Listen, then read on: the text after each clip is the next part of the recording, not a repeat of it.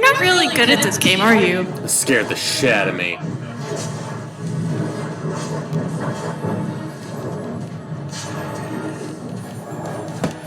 Oh, another ogre!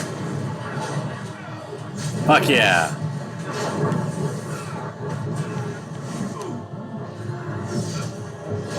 Love that we get constant reinforcements, though.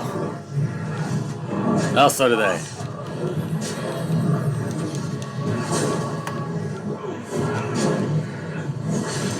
There was not a cow stream yet. We still need to. They're going live from the cattle pen. We have to kind of figure that out at some point. We are quarantined, so we were on Thursday and Friday, so we're gonna have to.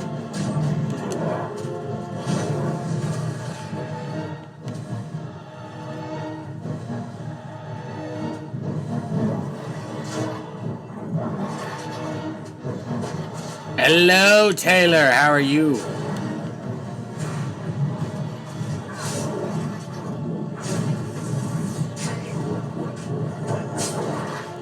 Sorry, Tempest. You can't bring a baby chicken on stream because I already did. Last shot already redeemed it. 1 chicken per stream. Sorry. You have to check the VOD later.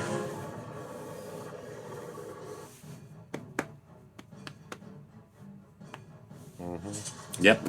Not kidding. Ask Last Shot. Well, you could ask. He'll probably say, no, I didn't. Yeah, you did. He redeemed it.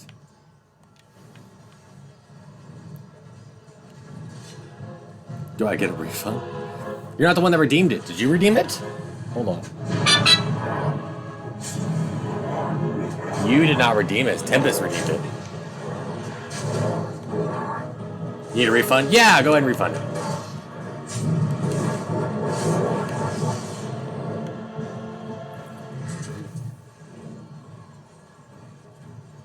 Yeah, go ahead and refund it.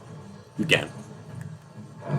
I didn't say do you. I didn't notice that you said do I need a refund. I thought you said do I get a refund.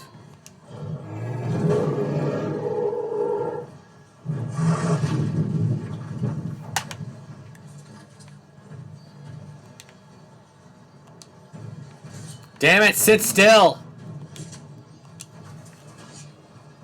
There we go. Jesus. Yep, so we've already had a baby chicken on this stream.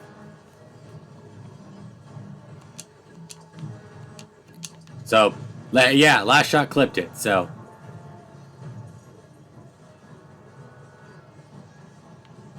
Good one, Arcadia. I'm supposed to be doing the dad jokes here.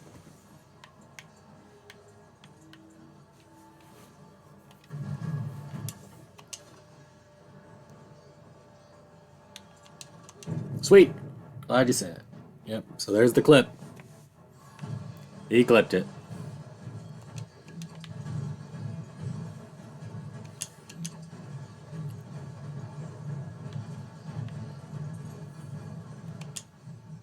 And then now we're going to Fort Dragon, which is the last part of this DLC. So then I know for a fact we'll start the be starting the Awakening DLC this stream. So.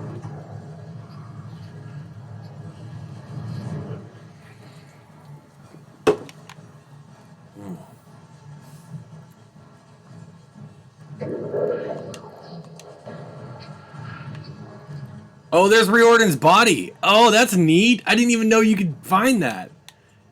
I like that's cool, actually. It's really cool. I didn't even know you could find that. Oh my gosh. That's neat. I did not know. I did not know that. That's cool. That's really cool.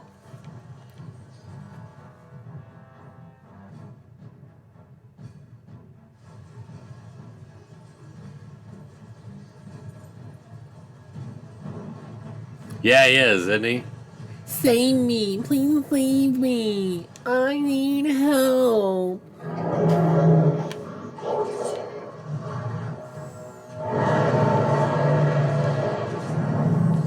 Yep, there's the Archdemon.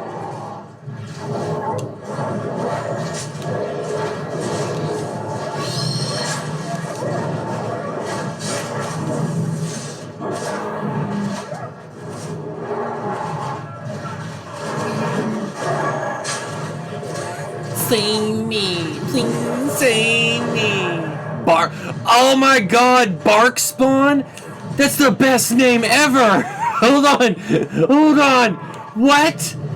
Oh, I just named them after my dogs. It's gonna be Bark Spawn from now on. Okay, someone need to write that down. If I ever play this game a second time, it's gonna be Bark Spawn. Oh my god. I love it.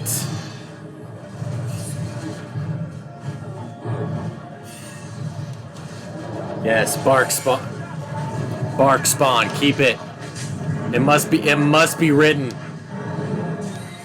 must be put into the sacred texts.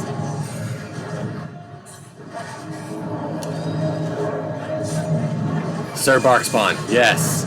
It will be Sir Barkspawn. Anytime I play this game again, that's 100% what it's gonna be. Oh no, I just lost my mage, but it shouldn't be a big deal.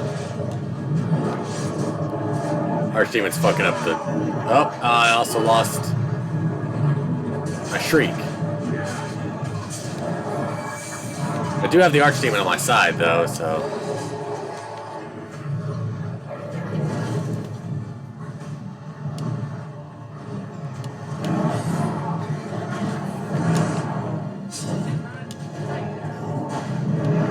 Oh, there's another one. Wait, let me make you... Damn it!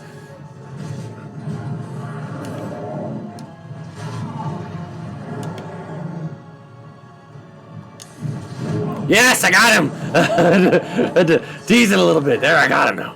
Shit. Gotta get that mage in there because, man, it makes it easier to have a mage.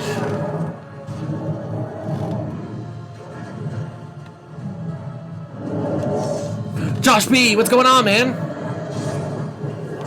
Sorry, you all three have the same color. Arcadia, Lashshot, and Josh B all have the same color. Come on, guys, make it easier on me.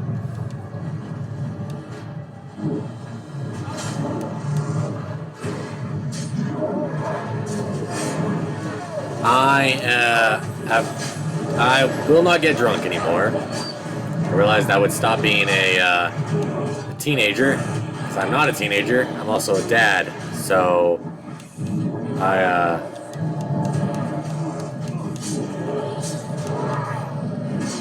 have to kind of be more responsible. So I've decided to try to be better. We had the channel shot points, but then a lot of people were like, Josh B. They only came in here to get us drunk. So we were going through whiskey bottles like crazy, and then we were getting drunk multiple times a week. So we decided, you know what? It's not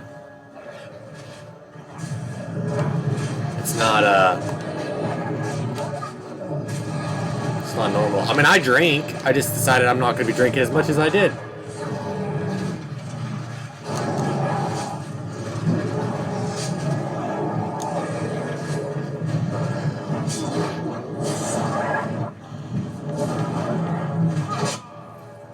And no, we killed Alistair and his friends. There's Liliana dead. Morgan and the dog. Oh, I don't like the arrows sticking out of the dog. Bark Spawn, no.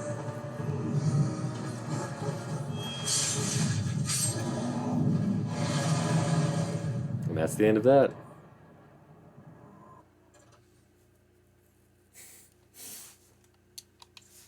There we go.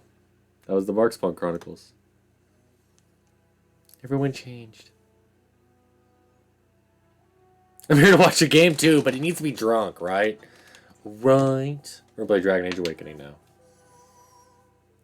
Import character. Oh yeah, he doesn't have shoes because he can't transfer the... You can't transfer DLC equipment, so he had DLC boots on, the Codex Stompers. With the death of the Archdemon, the Blight was defeated. But the Darkspawn did not. I have no shoes. Yeah, because my shoes in the previous importing character was Codex Stompers. They were DLCs, and they won't let you transfer DLC stuff when you import a character. And so fractured into warring tribes. The region fell into chaos as of the Darkspawn in its land to terrorize the countryside. As the new Warden Commander of Ferelden, it is your responsibility to rebuild the Order and deal with the lingering threat. You have come to Amaranthi to join the rest of the Grey Wardens Excuse me. of Vigil's Keep, once home to Are Rendenhau. But now, Hey, look, properly boobs. ordered. Yeah. Lack of a proper welcoming They do show them. as you grow close, however, indicates that something is amiss. What's going on? Why are there no wardens here to greet us? Something What's is that wrong. sword I've got? Quickly, Commander! Oh, did it just give me boots? It did just give me boots. Warden's Reach. Oh, it gave me a better sword. Oh, I like that. I like that a lot. Yeah, you get this one if you beat Liliana's Song, and then you get this one if you beat the Darkspawn Chronicles. So, and then you get these for... Yeah, this one's also Liliana's Song and stuff like that.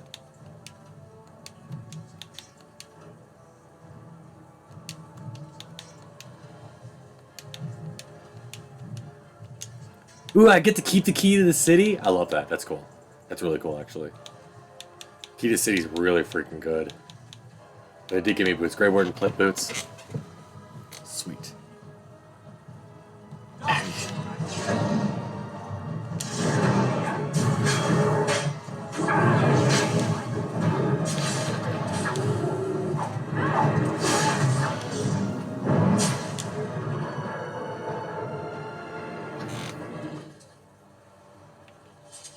Let's go ahead and level up Myri.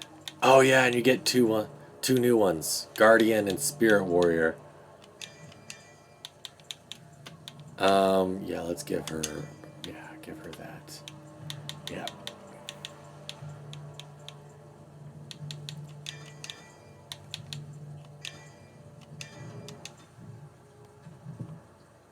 Hate to say it doesn't really matter with with her.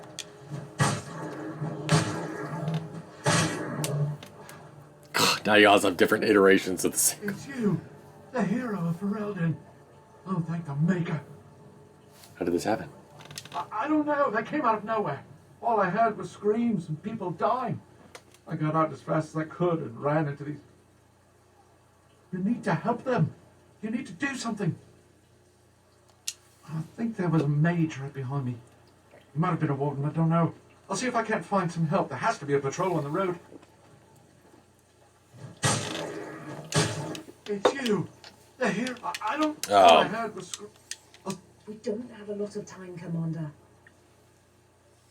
Oh, pardon me, Commander. I'd assumed proper introductions would be taken care of at the Keep. My name is Myri. I was a knight in the King's service until I was recruited a month ago, but I haven't taken my joining yet. The Seneschal sent me to bring you back. I was not expecting this. This isn't a blight. How could they be so organized? I don't understand. You guys are... God damn it. Other than an archdemon, you mean? Frightening thought. This is Vigil's Keep, which once belonged to Arl Howe.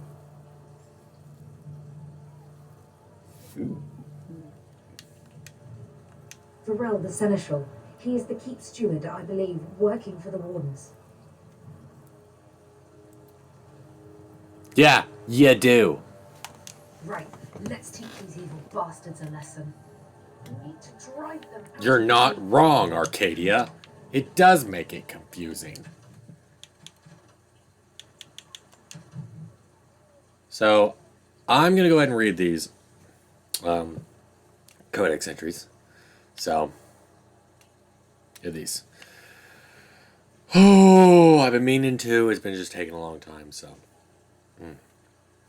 We arrived in the dead of night. We had been tracking the Maleficar for days and finally have him cornered, so we thought. As we approached, a home on the edge of town exploded, sending splinters of wood and fist-sized chunks of rock into our ranks. We had but moments to regroup before fire rained down from the sky. The sounds of destruction wrapped in a hideous laughter from the center of the village. There, perched atop the spire of the village chantry, stood the mage, but he was human no longer. We shouted prayers to the Maker and deflected what magic we could, but as we fought, the creature fought harder. I saw my comrades fall, burned by the flaming sky or crushed by debris. The monstrous creature, looking as if a demon were wearing a man, like a twisted suit of skin, spotted me and grinned. We had forced it to this. I realized the mage had made this pact, given himself over to the demon to survive our assault.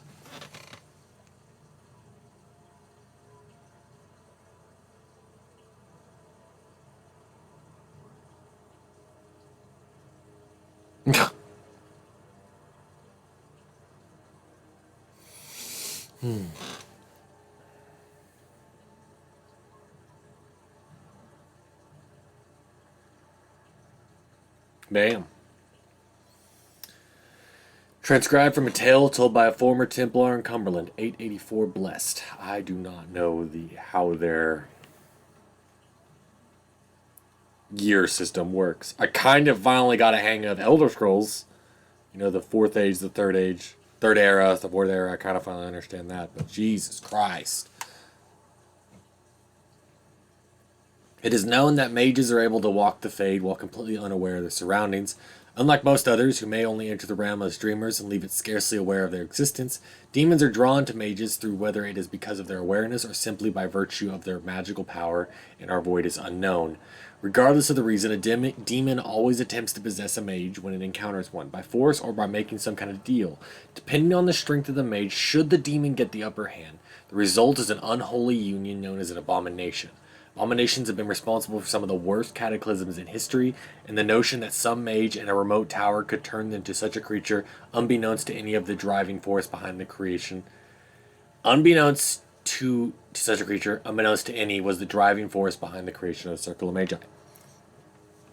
Thankfully, abominations are rare. The Circle has methods for weeding out those who are too at risk for demonic possession, and scant few mages would give up their free will to submit to such a bond with a demon. But once an abomination is created, it will do its best to create more. Considering the entire squads of Templars have been known to fall to the hands of a single abomination, it is not surprising that the Chantry takes the business of the Circle of Magi very serious indeed.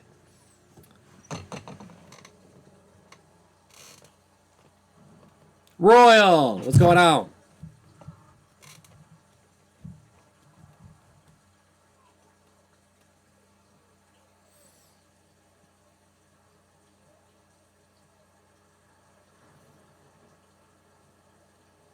What is up? What is up? Just reading some Codex Entries.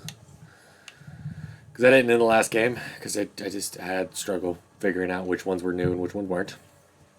Upon ascending the second floor of the tower, we were greeted by a gruesome sight. A ragged collection of bones wearing the robes of one of our senior enchanters. I had known her for years, watched her raise countless apprentices, and now she was a mere puppet for some demon.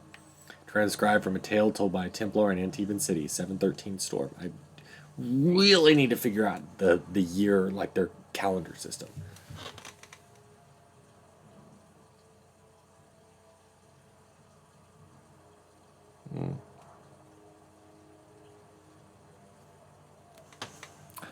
Test coming up, reading everybody. Genova. Oh my gosh. Thank you for subscribing. Thank you guys. I love you guys. I really do. Wait, what is going on? What is that? What is this? What is this? There we go. For some reason, I tried to pull up Epic Games. I don't know why. But good morning. Hello, and thank you for subscribing.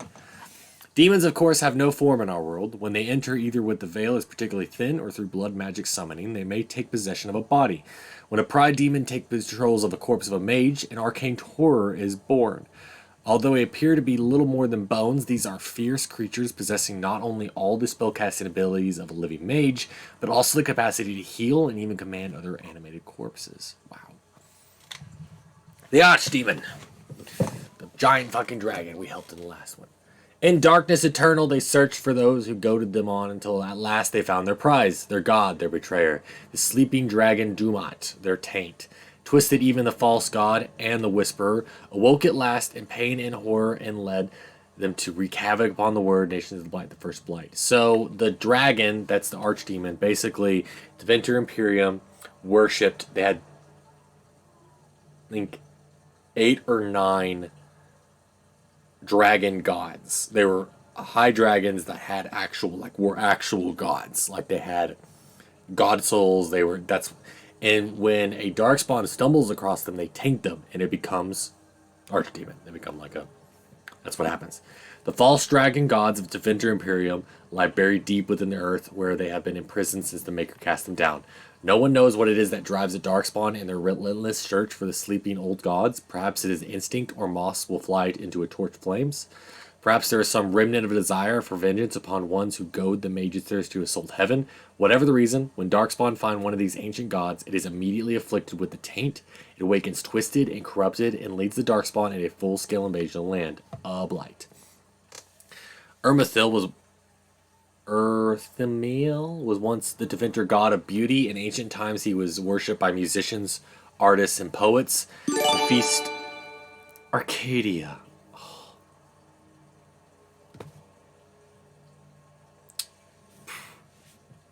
Gifting a sub. Thank you, Arcadia. That's real nice of you. That is real nice of you to do that, especially to Royal. Thank you so much. It does want me to play Fortnite, Taylor. I just noticed that. Thank you, Arcadia. That's real nice of you. That is real nice, especially to do it for Royal. Thank you. The Feast of Ermithil was the grandest celebration of the year, an event that lasted a full 12 days. Plays and entire symphonies were written in his honor. Now he is a maddened husk of his former self, filled with nothing but desire to destroy all life. When the first blight began, many brave men and women threw themselves at Dumat, the first archdemon, trying to strike him down, but no matter the numbers, no matter their strength, he would always return. This was proof, some have said, of his divine power. But the Grey Wardens soon learned otherwise. Their tainted blood bound them to the archdemon, and they would hear it, feel it, and as it died, was born anew. Its spirit drawn to possess the near-tainted creature, the darkspawn were mindless, soulless, empty cells of flesh that were bent and remade in the dragon's image. But a man's soul was not so malleable. When a warden's hand struck a final blow against Dumat, the old squad spirit was drawn not to the darkspawn, but to the man who had slain him. In that moment, the souls of both the warden and the archdemon were utterly destroyed, and the dragon rose no more. The blight was over. Oh my gosh, the bits, Aria. Throwing out some bits. She's throwing out bits. Crazy. What are you doing? Aria's swinging her dick. Swinging her dick around, I know. Yeah. Well, thank you for the bits, Aria. Arcadia's always like, 69. She did it on mine the other day. Legend has it, when Andraste's ashes were taken into hiding, some of her closest disciples gave themselves to the fire, that their restless souls might remain and guard her final resting place forever. Whether they are spirits of Andraste's disciples or merely fade spirits, the temple that houses the sacred urn is filled with wraiths created from a burnt corpse. An ash wraith is a powerful, enamorous opponent able to lash and smother while being immune to most physical attacks. I got all the unknowns. Oh, you did? Sweet! Even if successfully dispersed, they can reform at a later time. Magic is the only real way to fight such a creature, wind and ice attacks being the most useful.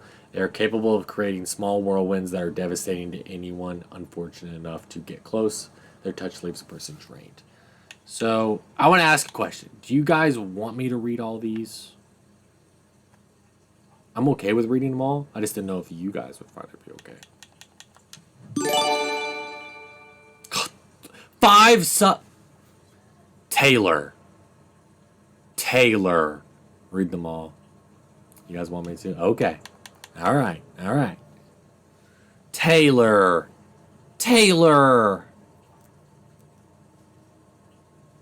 Fuck, damn.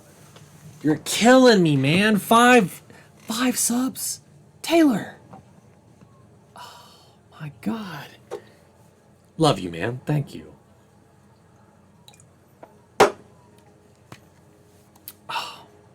Jesus. Taylor, good Lord, man. Thank you. Fine, I will read them all.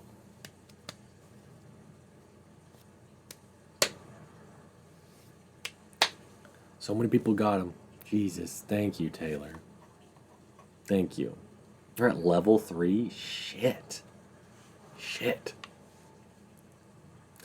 No beast is more beloved by Durathem than the bear. When the world was anew, Durathem gave one secret to each creature to keep. The foxes traded their secret. I've actually read this before. I've read this one. I've not read the Broodmother. I know I've read the Bear because I remember thinking about it. I've read it aloud. I don't want to like read the same thing because if you guys want to actually know about some of these that I've already read, I know I've already read, then you can go back in some of my other videos. So it is well known that Darkspawn carry off those captured in their raids to underground layers. Most assume that the prisoners are eaten or somehow tainted and turned into Darkspawn themselves, though this could never account for the sheer numbers of the horde.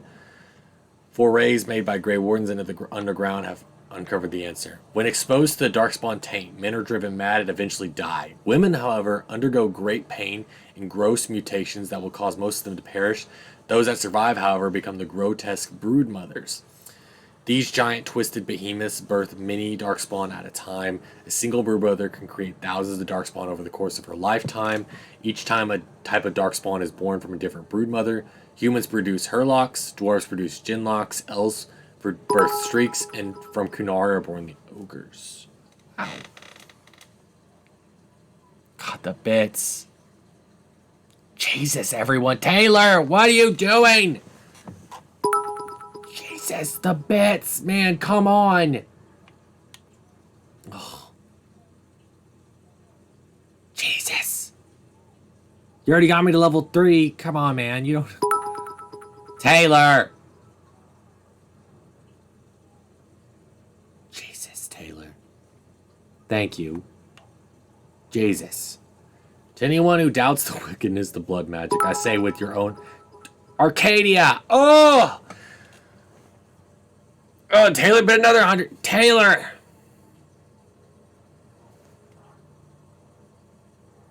Sandra! Oh my god! Everyone, you're crazy! Oh my god. To anyone who doubts the wickedness of blood magic, I say with your own hand, strike down the corpses of your own brothers who have fallen in battle till Maleficarum and may discuss morality. Knight Commander Benedictus in a letter to Divine 546 Exalted. The walking dead are not as the superstitions are wont to believe. The living come back for revenge. They are rather corpses possessed by demons.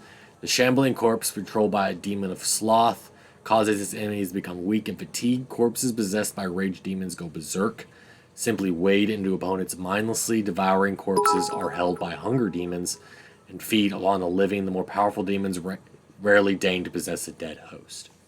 True. I've already read the Deep Stalker Desire Demon. Okay. In all my studies, I must say the most intriguing was my interview with the Desire Demon. That the creature was willing to speak with me was a sign that it was no mere monster mindlessly driven by nature, but rather a rational being as interested in me as I was in it. It took a form that I would call female, though I have no doubt that it could appear otherwise. I wondered if it appeared as it did because I wanted it to, or because I expected it to. She, and indeed I could only think of her as such now, smiled warmly at me and laughed a musical sound that seemed to thrill my old heart. So frightened was I of this creature's legendary abilities to twist the hearts of men, and so relieved was I when I looked across the table into her dark eyes. This was a fearsome creature of the Fade, but as I spoke with her, I slowly came to realize that this demon was merely as misunderstood as we mages are ourselves. From the journal of former senior enchanter Malleus, once of the Circle of Ravane, declared apostate and 920 dragon. Oh, Arcadia. Taylor, what are you doing? Oh! Oh my god. All of you. Oh.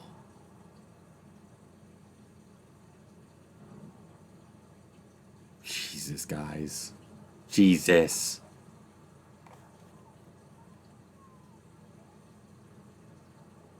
Thank you. Thank you for everything. Good Lord, guys. Oh my god. Thank you. Oh, those are the new emotes?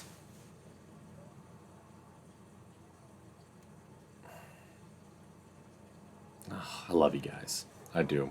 I do. Thank you. Thank you so much. You guys are incredible. Absolutely incredible.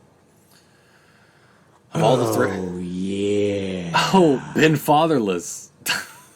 Hello, welcome, welcome. I'm reading some Codex Entries. It's probably boring, but everybody wants me to read them. So a lot of people didn't read them, and I thought, yeah, you guys probably haven't read them before, so welcome, and listen to me talk as if I'm doing an audiobook, if you want to read along with me. Of all the threats from beyond the veil, few are more insidious and deceptively deadly than the desire demon. In folklore, such demons are characterized as peddlers of lust, luring their prey into a sexual encounter, only to be slain at the culmination. While a desire demon can indeed deal in pleasure, in truth they deal with the manner of desire that humans can possess: wealth, power, and beauty, to name a few. Far more intelligent than the bestial hunger and rage demons, and more ambitious than the demons of sloth, these dark spirits are among the most skilled at tempting mages into possession. Many who serve the whims of a desire demon never realize that they are manipulated by illusions and deceit, if not outright mind control. Although these demons are reluctant to resort to such crude measures, instead they seem to take great pleasure in corruption. The greater the deceit, the greater the victory. Hello! Only demons of pride prove more fearsome opponents when roused. Their abilities to reflect the mind.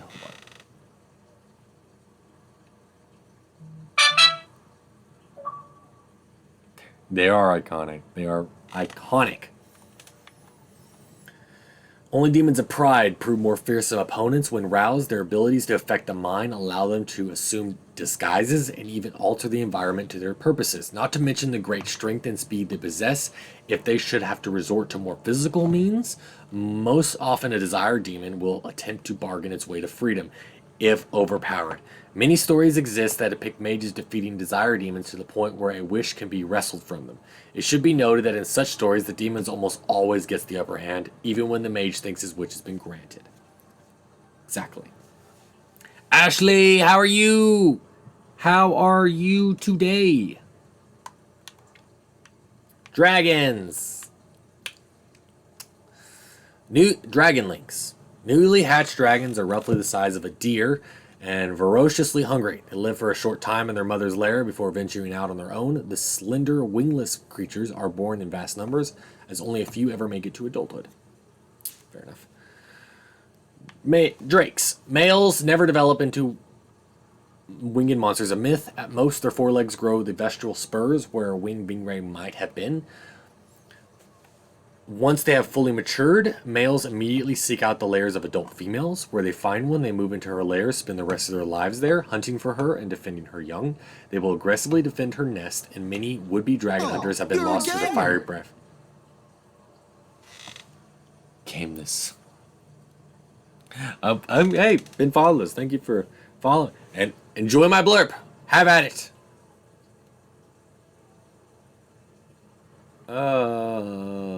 They will aggressively defend their nest, and many would-be dragon hunters have been lost to their fiery breaths and crushing blows from their tails. Female dragons take much longer to mature than their male counterparts. They too undergo a metamorphosis of sorts at adulthood. But while males lose their use of their forepaws, females actually grow a third set of limbs, especially to serve as wings. Of course.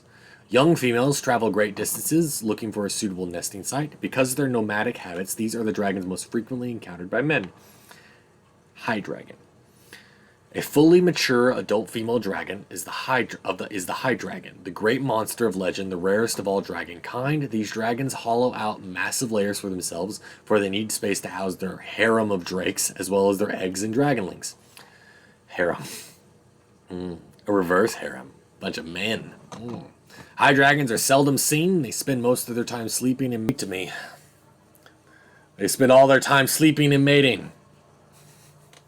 Living off the prey their drakes bring back, and the men do. These women, they live in the lap of luxury. Damn. But once every 100 years or so, the high dragon prepares for clutching by emerging from her lair and taking wing. She will fly far and wide, eating hundreds of animals, most often livestock, over the course of a few weeks, leaving smoldering devastation in her wake. She then returns to her lair to lay her eggs and will not appear in the skies again for another century. Man, she lives the life. We're going to talk to Genlock and seen ghouls. What the blight does not destroy, it corrupts. Any creature infected with the darkspawn taint that does not have the good fortune to die outright becomes a ghoul, a twisted shadow of itself. The name originally comes from men, whether human, dwarf, or elven, who become tainted, usually while being held as captive food source for the darkspawn. They could turn cannibal, preying on other captives, slaves to the will of the archdemon, driven mad by pain.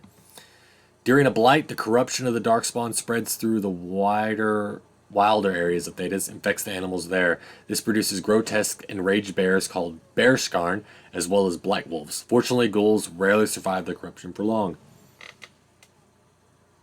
Once every 100 years, they do live a long time. Already looked at Gollum. We have not looked at Hala. Okay. No creature is more revered by the Dalish than Hala. No other animal has a god of its own. These white stags are much larger than ordinary deer, and the Dalish Hala keepers carve their antlers as they grow, making them curve into intricate designs. In ancient times, these stags bore elven knights into battle, but since the fall of the Dales, they've been used less as mounts and more to pull the arrows. We already looked at Herlock. We looked at Malbari. Yeah, I mean, all high dragons do, Arcadia, is they sit in a cave, eat, sleep, and fuck. Then they get up, destroy shit, come back, eat, sleep, and fuck all over again. I mean, the life, right? The life. They don't just get the fuck one, they get like a whole harem of men. High dragon is the life. Hip deep in mad nugs, our screams deafen their keen ears. We will be nug. What? From the songs that only nugs can hear by Paragon 584 Exalted. You just described Marines. Eat, sleep, and fuck. Go out, destroy shit. Come back, eat, sleep, fuck all over again. Hey, I would agree. I've never been in the military myself, but my both my grandfather, my great uncle, my other great uncle, my uncle, my aunt, my cousin, and I think my other grandfather have all been Army. They've all been Army. Every single one of them. No, one of my great uncle was Navy. Everyone else was Army infantry. Well, no, my uncle was a mechanic, but they were all Army. They were all Army. And, oh gosh. My great uncle was in Korea. And then, but my one that's in the Navy, he was in Korea. My other great uncle was drafted into Vietnam. My uncle was in Desert Storm. And both my aunt and my cousin were deployed to Djibouti, Africa. Yeah, it's exactly what it sounds. Djibouti. They were deployed to Djibouti, I think, 2 years ago. They're back now, obviously. But I've had family in just about every. Well, I think my grandpa was in World War II. Yes, he was. My grandpa was in World War II. Yep, he was in the Army. He died when my mom was 3, so I've never known him, but I heard that he was in the Army. So, I have a whole family of military. I almost did. Josh, I didn't know you were part of the military. Josh, thank you for your service. Thank you so much. Hats off to you, sir. Hats off to you. Thank you for your service. As I said, I come from a family of military. A lot of respect to you, man. Spoils of War pistol from World War One. I've got a bayonet knife. It was given to me by my uncle. That was from the one that was drafted into World War II. My great uncle that was drafted into not World War II, of Vietnam. I don't know if he got it from a Spoils of War. He used to collect all kinds of knives, and he gave me his knife collection. But I have a couple bayonets that way. But they're single-bladed bayonets. I've been looking for.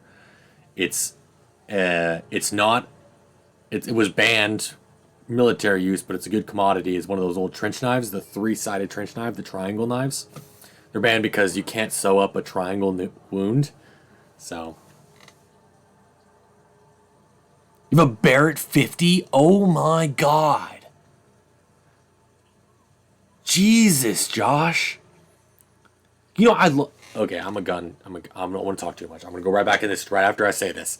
I'm going to be here all day. I could be talking about it. I've looked at one. Josh, do you know how much that was worth, a Barrett 50? The cheapest one I've seen I just wanted to, I Googled it one day just to see. Directly from Barrett, it's like $12,000. Yeah, it's $12,000 for a Barrett 50 cal. A Barrett brand 50 caliber rifle is 12 grand. So if you want to get money, there you go. You can sell it and make some bukus right now. I'm not kidding.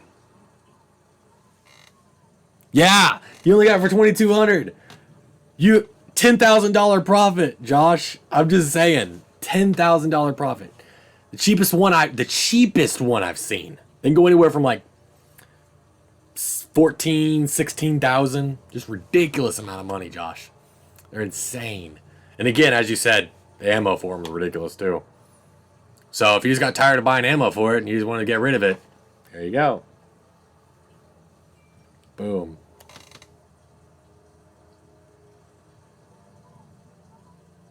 Send it over 2 tours. But again, thank you for your service, Josh. I'm going to go back to this. Otherwise, I'll be here all day. But thank you so much for your service, Josh. I can't express it enough, man. How much respect I have for you, man. The Nug is an omnivore common in the deep roads, a hairless creature that is almost blind as well as completely docile. It spends most of its time wading in the shallow pools as mud pits, feeding on small insects, worms, and in a pinch, limestone and simple meals.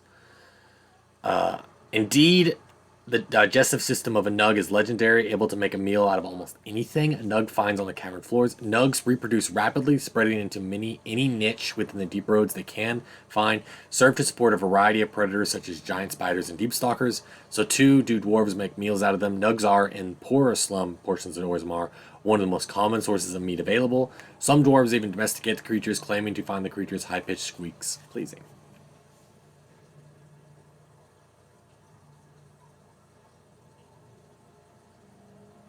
Learners have to drink and stay alive.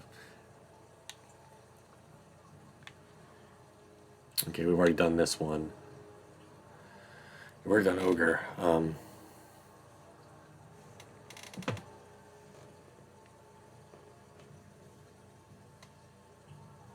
Take me out, shoot. Oh, you're from Pittsburgh? Oh, man. Oh, man. I actually, I used to work for a company. I was a vendor for the shipping company that I now work now. And they were based out in Pittsburgh. So I actually knew a lot of people in Pittsburgh. I actually knew a lot. My direct supervisor, his boss and everything. Because I was there, I was a vendor for my shipping company that I work for now. So my person that was the person I met was 3 or 4, the boss that was there available was 3 or 4 steps above my boss, my manager. So my direct supervisor, their manager and everything went to the boss that I actually talked to most of the time. But most of my management and my coworkers and everything were in Pittsburgh. I was me and one other person were the only people in Arkansas. Everyone else was in Pittsburgh. So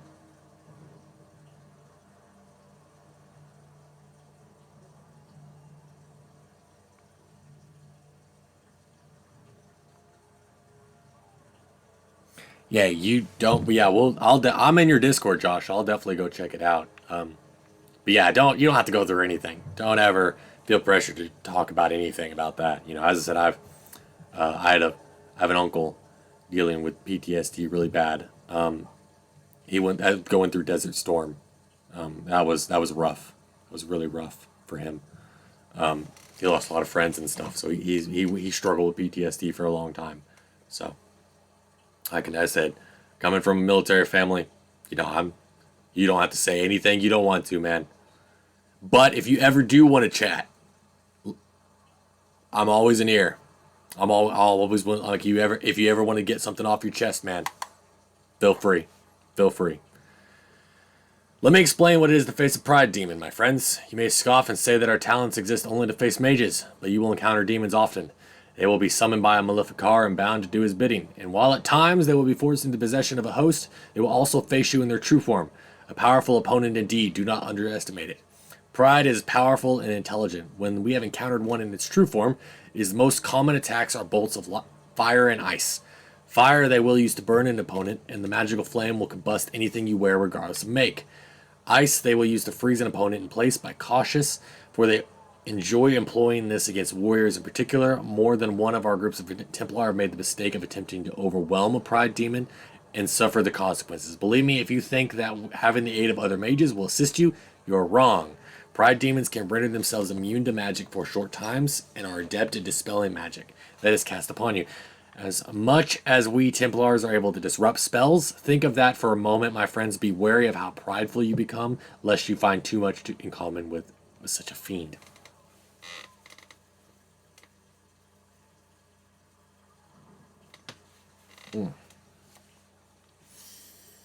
Okay.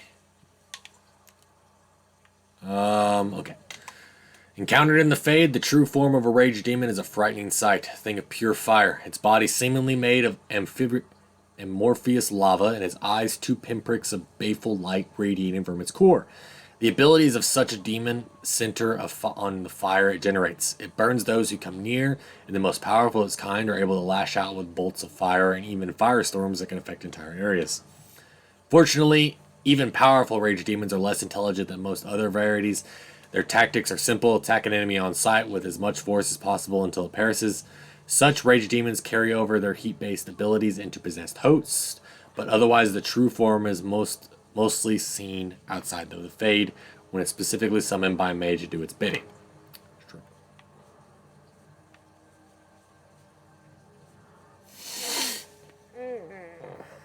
What are you, mad? Even the most giant of rats isn't going to present that much of a problem to anyone larger than a cat. Even the stories in the archives that tell of blight-touched rats still only attributed them with the ability to see. Sorry to see my rooster like flopping around, jumping around, having fun. Blight-touched rats still only attributed them with the ability to spread the plague. The rats themselves got no larger than perhaps 3 feet in length, covered in sharp, bony spikes and boils. Disturbingly certain but dangerous. This is no fantasy conjured by a madman, young man. You must have more important creatures to concern yourself with. Transfers of a lecture given by Nalia, senior enchanter of Mossberg, 844 blessed. Note, she was later eaten by a black rat in 846 blessed. 2 years later, she was dead. Okay, I like that. That was great. Oh. Whew. An entire unit of men, all slain by one creature. I didn't believe it at first, your perfection, but it appears that this is so. We have a survivor, and while at first I thought his rantings pure exaggeration, it appears to be no simple skeleton. The descriptions of the creature's abilities were eerily similar to those our brothers at Marnispel encountered almost a century ago.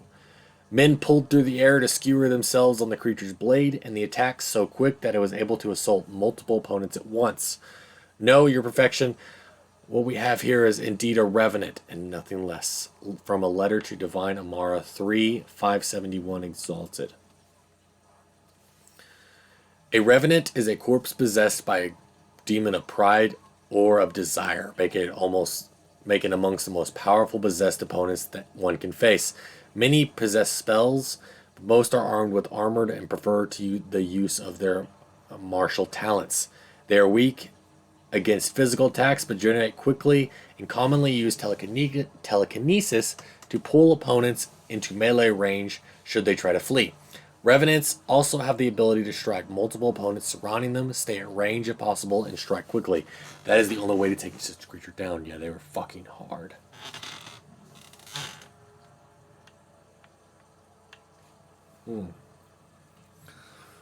Oh. It has often been suggested that the only way for a demon to affect the world of the living is by possessing a living or once living body. But this is not always true. Indeed, a shade is one such creature, a demon in its true form that adapted to affect the world around it. My hypothesis is this. We already know that many demons become confused when they pass through the veil into our world. They are unable to tell the living from the dead, the very static nature of our universe being confusing to a creature that is accustomed to a physicality defined entirely by emotion and memory. Most demons seek to immediately seize upon anything they perceive as life, jealously attempting to possess it. But what of those that do not? What of those that encounter no life or fail to possess a body? What of those that are more cautious by their nature? These demons watch, they lurk, they envy. In time, a demon will learn to drain energy from the psyche of those it encounters, just as it did in Fate. Once it's drained enough, it has the power to manifest and will forever be known as a shade. Such a creature spurns possession. It instead floats as a shadow across the piece of land, preying upon the psyche of all those who cross its path. Perhaps it believes itself still in the Fade. There is evidence to believe that this is so. A shade will weaken the living by its very proximity. If it focuses its will, it will drain a single target very quickly. Some have been known to assault the minds of a living victim, causing confusion or horror, making the target ripe for the kill. The tragedy of a shade is perhaps that once it has drained a target whole, its appetite is only heightened rather than slacked. From the journal of former senior enchanter Malice, once the circle of Ravane, declared apostate. Okay, so... we're done the shrieks. Okay.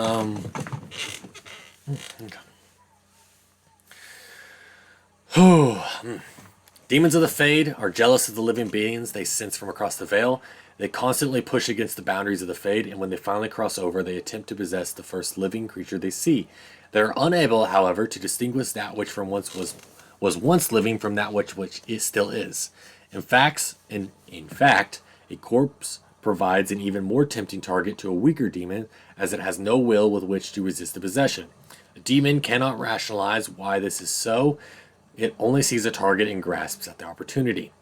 A skeleton is exactly that, a corpse animated by a possessing demon. Upon finding itself trapped within a body that cannot sustain it, the demon is driven insane. It seeks to destroy any life it encounters, attacking without thought to its own welfare. The exact names given to skeletons of these type vary according to the nature of the demon that possesses it. A fanged skeleton is a skeleton possessed by a hunger demon. These skeletons devour whatever life they encounter and often possess the ability to drain life energy, mana from their victims. A shambling skeleton is a slower moving skeleton possessed by a sloth demon, able to bring entropic powers against its opponents, slowing them and even putting them to sleep. More powerful demons have been known to command skeletons, but at that level they are known by other names, revenants and arcane horror, to name two. True.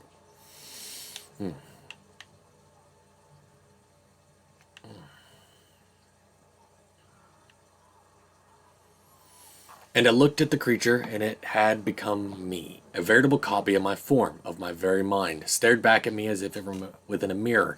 I thought surely that this was a trick, an illusion meant to put me off guard, but as I engaged the thing with my sword, it fought me with maneuvers that I recognized. It parried as I parried. It swung as I swung. It spoke to me and said things that only I can know. I think this demon of Sloth has no form or identity of its own. It envied as much as Sloth, I believe, and mine was not the first shape it stole that day. An excerpt from transcribed deposition of Tyrannus, Templar commander of Cumberland 390 Towers. The most difficult assumption for those who study demons to overcome is the notion that a sloth demon is, in and of itself, slothful. If that were so, it seems highly unlikely that any such demons would cross the veil into our own world, or once they would fight to possess any creature with a will of its own. We know both these things to not be the case. Certainly some demons are lazy and complacent, but who knows? Perhaps these creatures even culminate such a reputation. The truth is that demons of sloth are named so because this is the portion of the human psyche that they feed upon. Doubt, apathy, entropy. They seek to spread these things. The sloth demon hides in its forms, a master of shapes and disguises, always in the last place you look, and from its hiding place it spreads its influence. A community afflicted by a demon of sloth could soon become dilapidated pit where injustices are allowed to pass without comment. None of the residents could be aware that such a change has even taken place. The sloth demon weakens, tires, tears the edge of the consciousness, and would rather render its victim helpless than engage in a true conflict. Such creatures are best faced only with a great deal of will, only with the eye of piercing their many disguises. I've actually done Giant Spider. Yes. Wild Sylvan. These are the walking trees. Excuse me. For demons crossing over into our world, mankind is not always preferred prey. Possessing humans means risking encounters with powerful mages and Templars, as well as other complications. Some demons find it far easier to seek out animals or even plants, assuming that these will make a suitable as host as a human. Those that possess trees are known as wild Sylvans. Generally, only demons of rage, the weakest of the demon hierarchy, will become a Sylvan. Once they do, they must spend a great deal of time twisting and molding the host in order to make it mobile. Once they have the Sylvan and is a powerful and deadly opponent, other more intelligent creatures have also been known to become Sylvans and are generally much less violent, but these are rare. Slow but immensely powerful wild Sylvans prefer to lay in ambush, waiting for a victim to become lost, tired, or trapped before closing in for the kill. They hide among regular trees, nearly undetectable until they begin to move into reach. When they do come to life, as some travelers say, they stand tall, roots forming into legs and feet and branches stretching out into lashing arms. When not presented with a living target, however, it has been noted that Sylvans often fall into a form of dormancy, perhaps brought on by the nature of the tree host. While mobile, they normally return to wherever they were rooted once their prey has been killed. For both reasons, a forest that has Sylvans within can become incredibly dangerous to pass through for very long periods of time. And Dane, he stood his ground. The famed beast approached. He saw the rage within his eyes. The wolf that once was there, this is the werewolf, the sword he raised, merciful death, be praised, to the maker went his prayer. From the popular telling of Dane and the Werewolf, a legend of Ferelden circa 540 black. 550 black. Ferelden lore is full of instances where these creatures have plagued the countryside.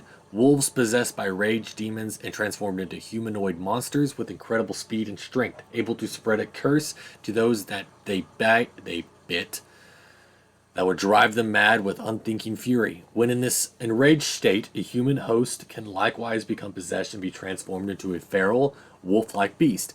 Tales differ on these werewolves of human origin, some claiming that their transformation into a bestial form happens uncontrollably. Some claim the transformation is irreversible. As is often the case with demonic tales, both versions were often likely true at some point. The ability of normal dogs to detect a werewolf, even when it's in its human disguise, has first led Fereldans to adopt dogs as indispensable companions in every farmhome. The alliance between humans and regular wolves is the subject of the popular Ferelden folktale Dane and the Werewolf. The actual hero Dane led a crusade to eliminate the werewolf threat during the early Black Age, and while werewolves have never assumed the same prominence since, there have still been reports of individual packs lurking in remote forests. In recent years, some have been reported to have developed an uncanny willpower and intelligence, but why this is so is still unknown. Okay. I'm only going to do like one level. I just did the creatures one. Oh, and then we'll like wait a bit. I'll probably do one each stream or something, and I'll do it as they come about. You know, it's probably easier. Once it said Codex stream updated, you just click the back and it'll take you to it. So that's what we'll do. That way I do it as soon as they come out.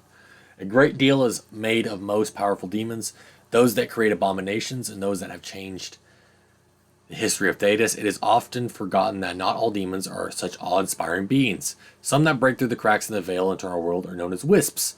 A sliver of thought that once was a wisp is a demon that has lost its power, either has existed in our world for too long without finding a true host, or it has been destroyed.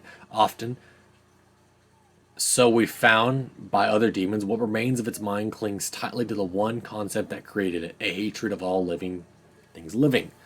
While its ability to target a living creature is limited, these wisps often mindlessly attack when encountered in the fade in the living world. They often have been known to maliciously lure the living into dangerous areas, being mistaken for lanterns or other civilized light sources. This does, however, seem to be a very limit of their cunning. From the journal of former senior enchanter Malice, former of the Circle Ravane, declared apostate in 920 Dark Dragon.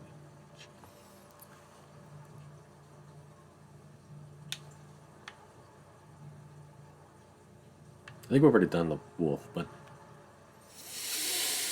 it is rather unfair, the reputation that the wolf possesses in Ferelden. For people so clearly adore their hounds, Fereldans simultaneously harbor a distrust of wolves that borders on the unreasonable. Unreasonable, that is, if one were not familiar with the ancient legends regarding werewolves.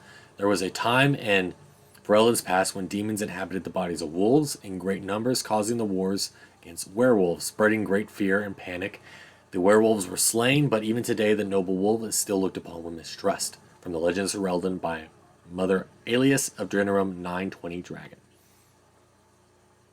910 Dragon. An attack by wolves upon civilized folk happens rarely, often only in times of desperation, and even only when the wolves have advantage of numbers. This can change during the Blight. When darkspawn rise onto the surface, their presence dramatically alters the savage nature of normal beasts. In Blight's past, as the corruption of darkspawn spread through the wild areas of Thedas, it would infect the animals found there, and the most powerful of them would survive and be transformed into a more vicious and dangerous beast. A blight wolf is one such example, mad with the power of its infection, and only through the overriding command of the darkspawn does it still retain some semblance of the pack instincts. Blight wolves are always found in large groups, and will tend to overwhelm a single target if they can, using their numbers to their advantage. It is fortunate that these creatures rarely survive their corruption for very long.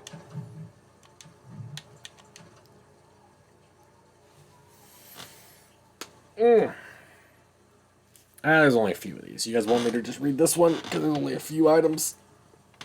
Oh, excuse me. Oh. Litany of Adrala. This is what we use to stop the blood mages in the Circle Tower. Adrala of Varantium dedicated her life to the study of blood magic, the academic study rather than the practice. A deeply pious mage, she was renowned in her day for having found a counter to every form of mind control, a defense against dream walkers, and even counterspells to demonic summoners. Her efforts were unappreciated in her native Teventer, however. After 3 different magisters attempted to have her killed, she fled the country, choosing to take refuge in the land of the blessed Andraste's birth. She spent the remainder of her days with the Circle in Ferelden. The Litany of Adrala dispels the casting of mind control spells. Use the litany whenever a creature tries to dominate another with magic, and it will interrupt the casting. Once the spell is in effect, and the character is under a blood mage's power, it is too late. I've already looked at Howard's Our Ages. Before the fall of Arlathon, even before Arlathon itself, the civilization of the elves stretched all across Thedas like a great indolent cat. This armor was made for temple guards in a time when the creator still spoke to the elves. The techniques of its forging, even the name of the metal it is forged from, have long since faded into memory. It says Verdinium, so that's usually what it was made of, was Verdinium. Yeah. Oh, this was a long one. Oda. Let's just go Oda. Hey, Oda. Something like that. Long ago, a soldier from Gawarin was returning home after 20 years at war. He had sold his sword for passage to Denerim and had to make his way through the Basilian forest with nothing in his name but a single crust of bread. On his way, he met an old blind woodcutter sitting on a tree stump. "Here is someone worse off than myself," said the soldier, and he gave the old man his last scrap of bread. The old man blessed him and gave the soldier his axe in return. The soldier went on his way, and soon night fell. He made his bed in a tree branch and held the woodcutter's axe at his side to ward off against beasts and bandits. When the moon was high, he was awakened by a sound of weeping. "Show yourself," he shouted. For try as he might, the soldier could find no one nearby. "Help me," spoke the tree in which he'd been sleeping. "A mage transformed me into this shape, and I will never be set free. If you have pity on me, you would cut me down so that my spirit would go to the Maker." For the soldier took up his axe and struck the tree.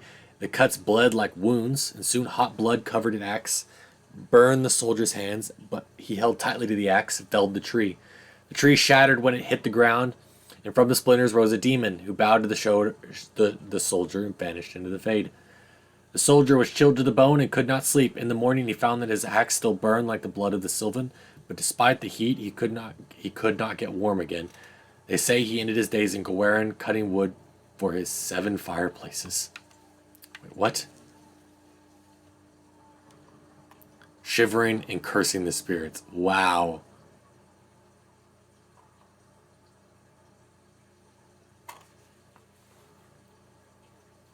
Damn. There is no more famous ruler in history than Cordillus Draken, first emperor of Orlais. Few, however, know of a story of his empress. Empress Irina was third of Lord Montularis of Val Chevrens, famously unmarriageable six daughters. When she met young Cordillus, she was the captain of her father's archers and led the defense of Lorias castle. She was not the fairest of ladies, nor the most elegant or charming, but Aria could shoot the wings off a bumblebee at 100 paces. By all accounts, when the prince witnessed all the particular feat, Draken, who was not noted for his charm or elegance, and rather better known for his sword and shield, was instantly smitten. On their wedding day, Draken presented his bride with a golden bow, crafted by the mages of Val Royeaux, so that they could ride into battle and spread the light of the Maker side by side. That's adorable. Life Drinker. This was a amulet that we found in a egg in the dragon cave before the High Dragon. Remember this. No one knows for certain where this amulet came from. All we have is a legend. Long before the Golden City turned black, there lived in Tevinter Imperium a frail old magician in the court of the Archon. He was the least among the mages of the court, the lamp lighter, which task it was to set all the thousands of candles light and snuff them again when the Archon retired for the evening.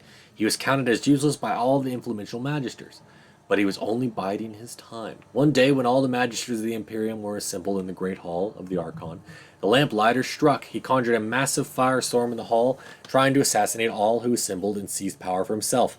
The court was made up of the most powerful mages of the Imperium, and they worked quickly to destroy the would-be usurper, but found to their astonishment, their magic was no match for the old mage. Every spell they cast was countered, and the magisters began to fall, one by one, until only the Archon himself and the lamplighter were left, locked in a battle of magic and will. The Archon saw that with each spell he cast, the lamplighter himself seemed to wither and fade a little more, so he bombarded the mage with a spell after spell until at last he was left at the palace. Nothing was left of the palace but rubble, nothing left of the court but corpses, and nothing left of the lamplighter but a golden pendant. This the Archon kept to remind himself that treachery could come from even the most incurious sources. What? The worst thing ever happened just now. What? I accidentally gave away Typhlosion To who? to a rando in the game. Oh shit. I thought he was just like, can you show me a Pokemon? And I'm like, here, this one does it. And he's like, thank you. Oh god. That was my highest. Highest level Pokemon? That was my starter. You can go get another one. I'd love to. I know. I don't even use my Decidueye because I got mad about Decidueye. Galen accidentally gave everybody her starter Pokemon to an NPC in a game that wanted a Pokemon that was warm, right? I think. Yeah. I think I gave it Growlithe when I did that quest. Because I could find another Growlithe, you know. I'm sorry. Did you save? Could you, like, close it out and then, like, reload a save?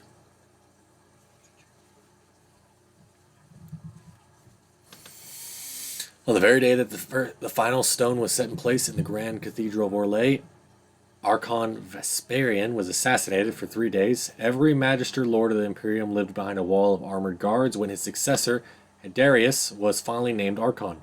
The first enchanter of the Circle of Minrathous presented him with the... Whoa, what the fuck? Presented him with a gift, a silvery adorned chainmail made chain with pure lyrium. Enchantments were made work into the limbs of the chain so that donning this necklace was like holding up a shield. Blows struck at the wearer, glanced harmlessly away. Fortunately, Darius found that the shield did not protect him against poison nearly so well. Here we go. Euserius the Dragon Slayer. This was a sword that we got for battling a demon that was in the Circle Tower basement. Remember that. In the company of monsters, he went down the empty wolf roads after the dragon to the lands where the ice is like steel, and the air grows thin as a beggar, and every rocky path is strewn with the bones of the lonely dead. There Dane dwelled, and 50 swords were worn to rusted ruin, before at last they found the cave of Fishal Ancient keeper of the mountains, bane of wolves, Dane sought a way in which the dragon might be felled.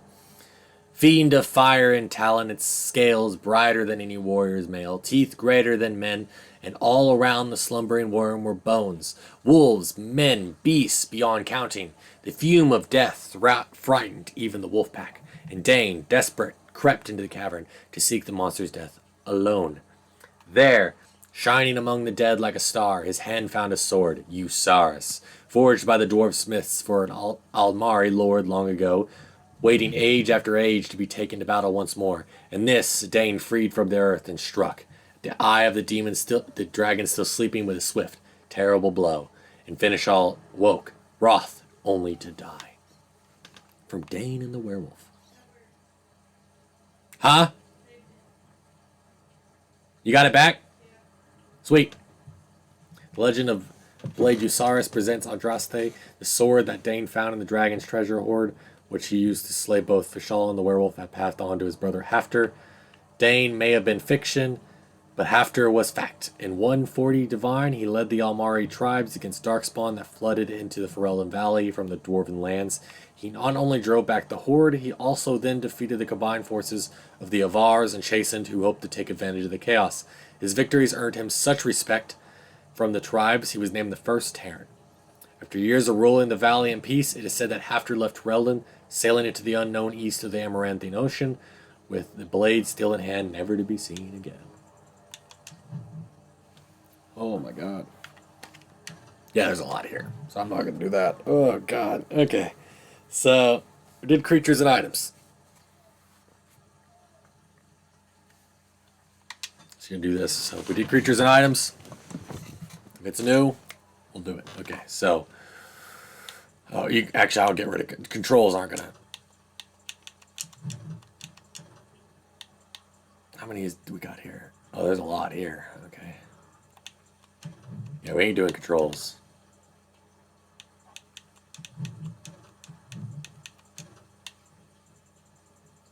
What the hell is this?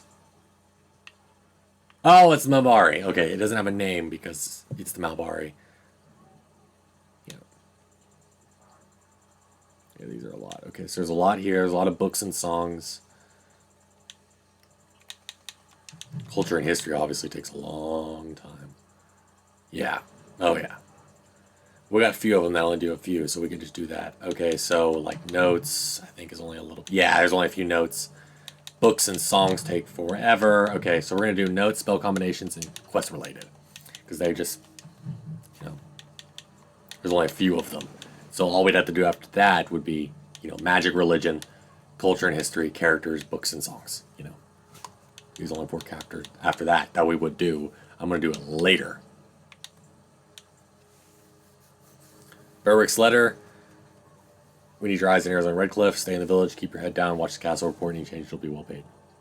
This was a letter that he was given. Don't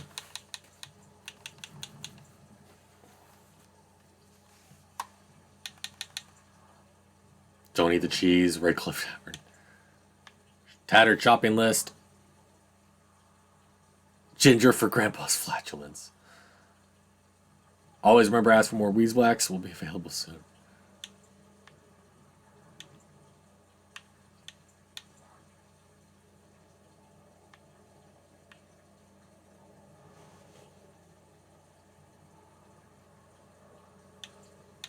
So this is a letter to...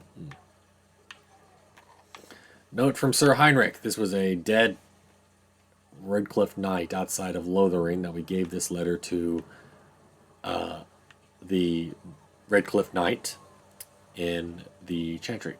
So many of my fellow knights have been searching for the urn. Surely one of them must have found Brother Gentivi by now. Still, until I hear that all is well, I must proceed as planned. Brother Gentivi holds the key to finding the urn of sacred ashes. We always knew this, but I believe I now know where Brother Gentivi lies. I've been to his home in Dinnerum and found the trail. I'm amazed that other knights have not done likewise. Unless they have, no, it is best not to get caught up in the thoughts of conspiracy. Sir Donald awaits my report in Lothering. I must go to him immediately. Report I have learned. Should anyone find these ramblings, all I ask is that he be informed of my fate. I pray that he complete what I cannot. Rika, this was Lord Balin, Prince Balin's lover. And actually your sister if you are a dwarf commoner. They're the dwarf commoner starting line. It's the Ferelden's Rika is your sister. So you are too kind to me, my dearest Prince Balin. I am a small and insignificant thing, and I do not deserve your attention, but your willingness to tolerate my presence shows you to be a prince among men. I cannot thank you enough for the beautiful necklace you presented to me. I will cherish it always, and I promise I will wear it at our next meeting.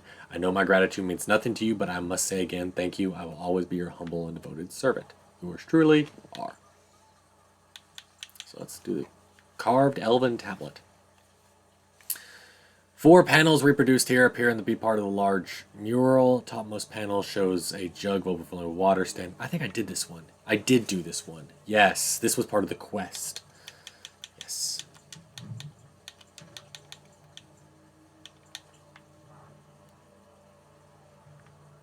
Well, this shows you what to do. So this just shows you the steps that I took.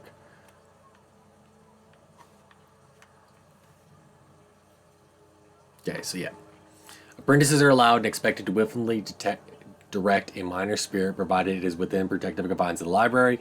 Placement of the shelves allows for passive immobilization and emergency purging of any rogue entity. Take care! This exercise is not to be enacted during maintenance or other disruption of library structure. The danger presented by an incorrect summoning, particularly exercise 3, is extreme.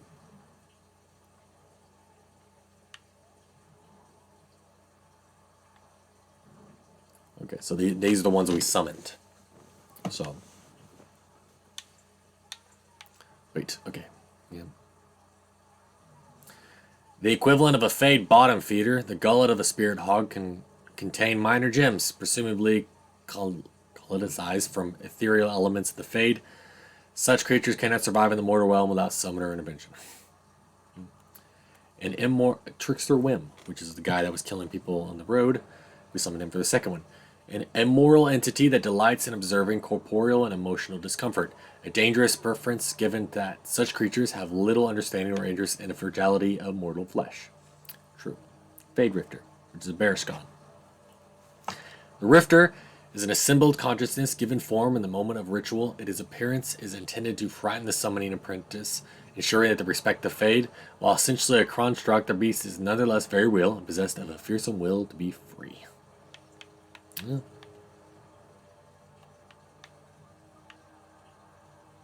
Hope whoever finds this can read it. And I hate the thought that my last words might be as used as kindling or maker forbid wipe someone's bum, but this happenstance for you, I suppose. My name is Brandon. I was born in the Raven Sphere. I grew apples once upon a time when the Orlesians came to demand I bowed to their emperor. I turned them away. They set fire to my orchards, to my house too, but I didn't care. I stood and watched them burn. Trees die eventually, houses fall, but my honor will be lost only if I let it.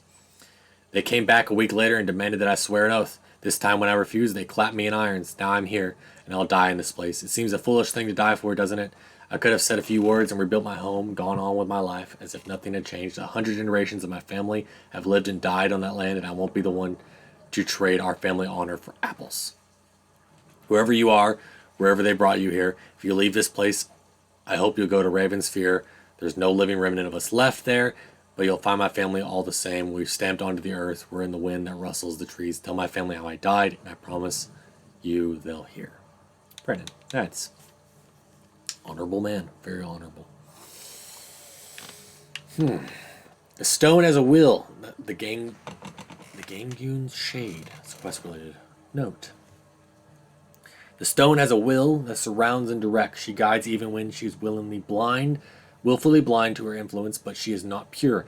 The stone bears a corruption as old as balance. For the dwarves to prosper, the Gangyun, the waste and unstable rock, must be cut away, but like the stone, the Gangyun also has an influence. Each of us must face this, must carve the worst of ourselves away, but the Legion of the Dead bears a unique responsibility. Only the fully adorned of the Legion can face the Gangyun, can cut into the darkness that afflicts the raw stone. She encircles us, we must protect her. Here where darkness meets light. A Legion of Dead inscription. Oh. Cool.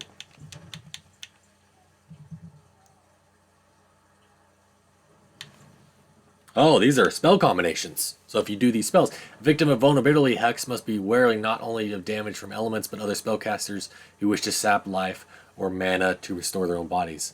Spells drain life and mana drain are twice as effective in those circumstances. Wow, I didn't know that.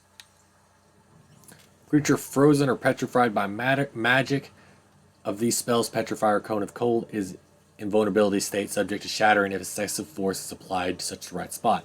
Critical hit from any weapon may suffice, and the spells Stone Fist and Crushing Prison have been known to achieve the effect as well. Didn't know that. I did not know that. But I'm not going to do these now. So we're good for now. Good for now. We're done for now. No more. For now.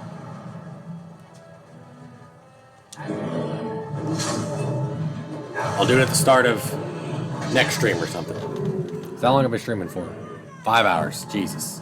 4.5 actually.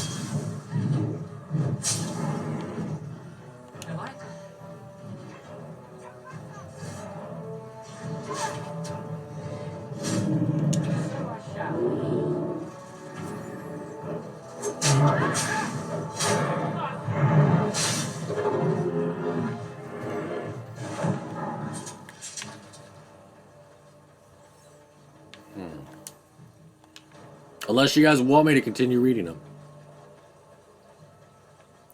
I'm done for now for this stream. If you guys want me to, but if you guys want me to continue reading them, it's your choice. You guys are the ones that are listening, so if you're listening, I understand if you're not. I really do.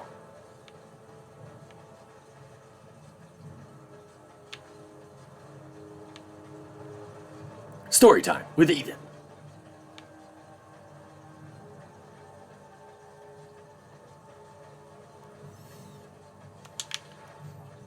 Do a little exploring here.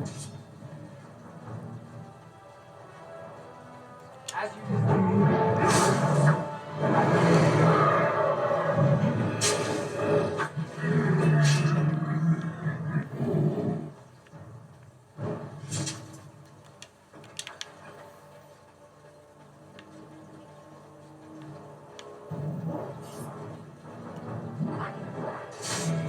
Good with anything and everything. All right, so that's fine with not, fine with do. That's kind of a give and take. So if somebody wants to say me reading them, I can.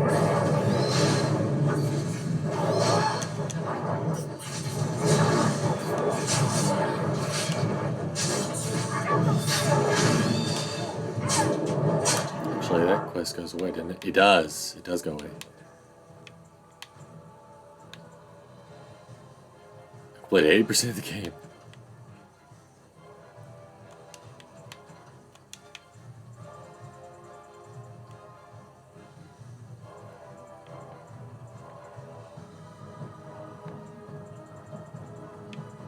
Yeah, I've already done this.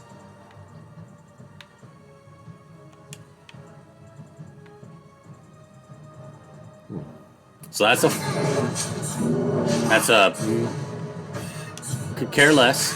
So that helps. That's one. Does anybody actually want me to? I'll be at the front gate, sir. If you find others, send them to me. No, Taylor doesn't mind. Either way.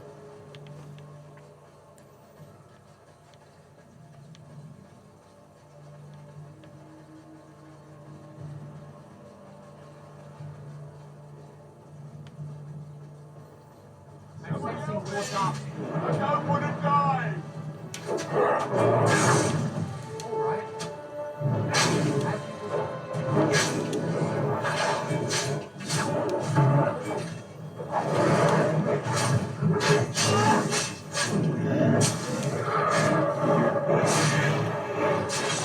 Anyone for it?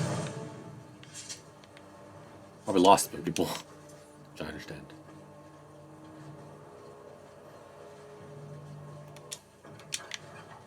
Somebody help me! I don't want to die!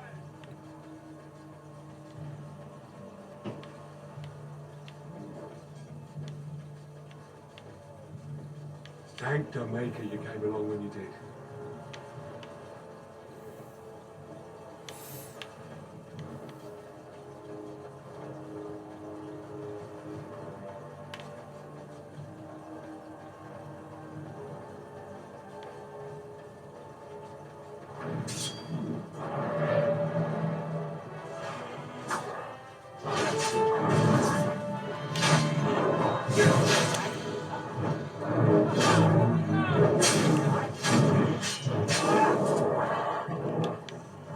Speak now or forever hold your peace.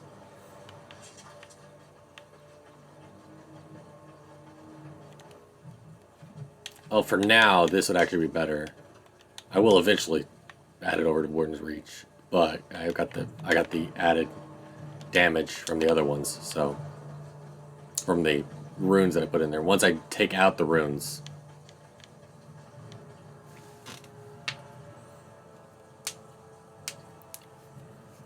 Oh.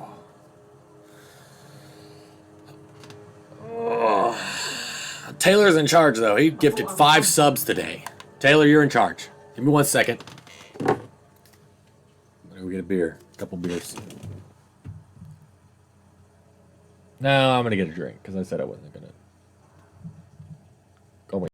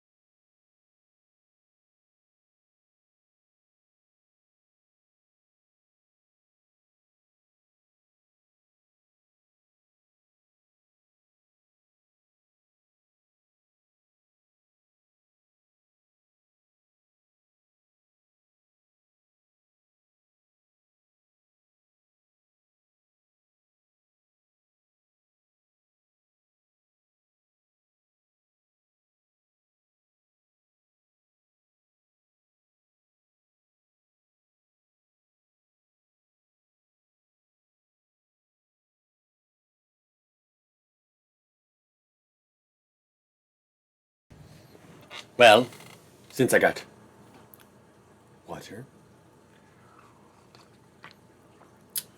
I'm gonna read Codex Entries because my throat's better now. I will do it. I've decided.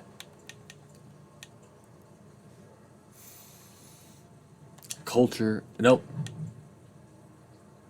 I have these 4: magic and religion, culture and history, characters, and books and songs.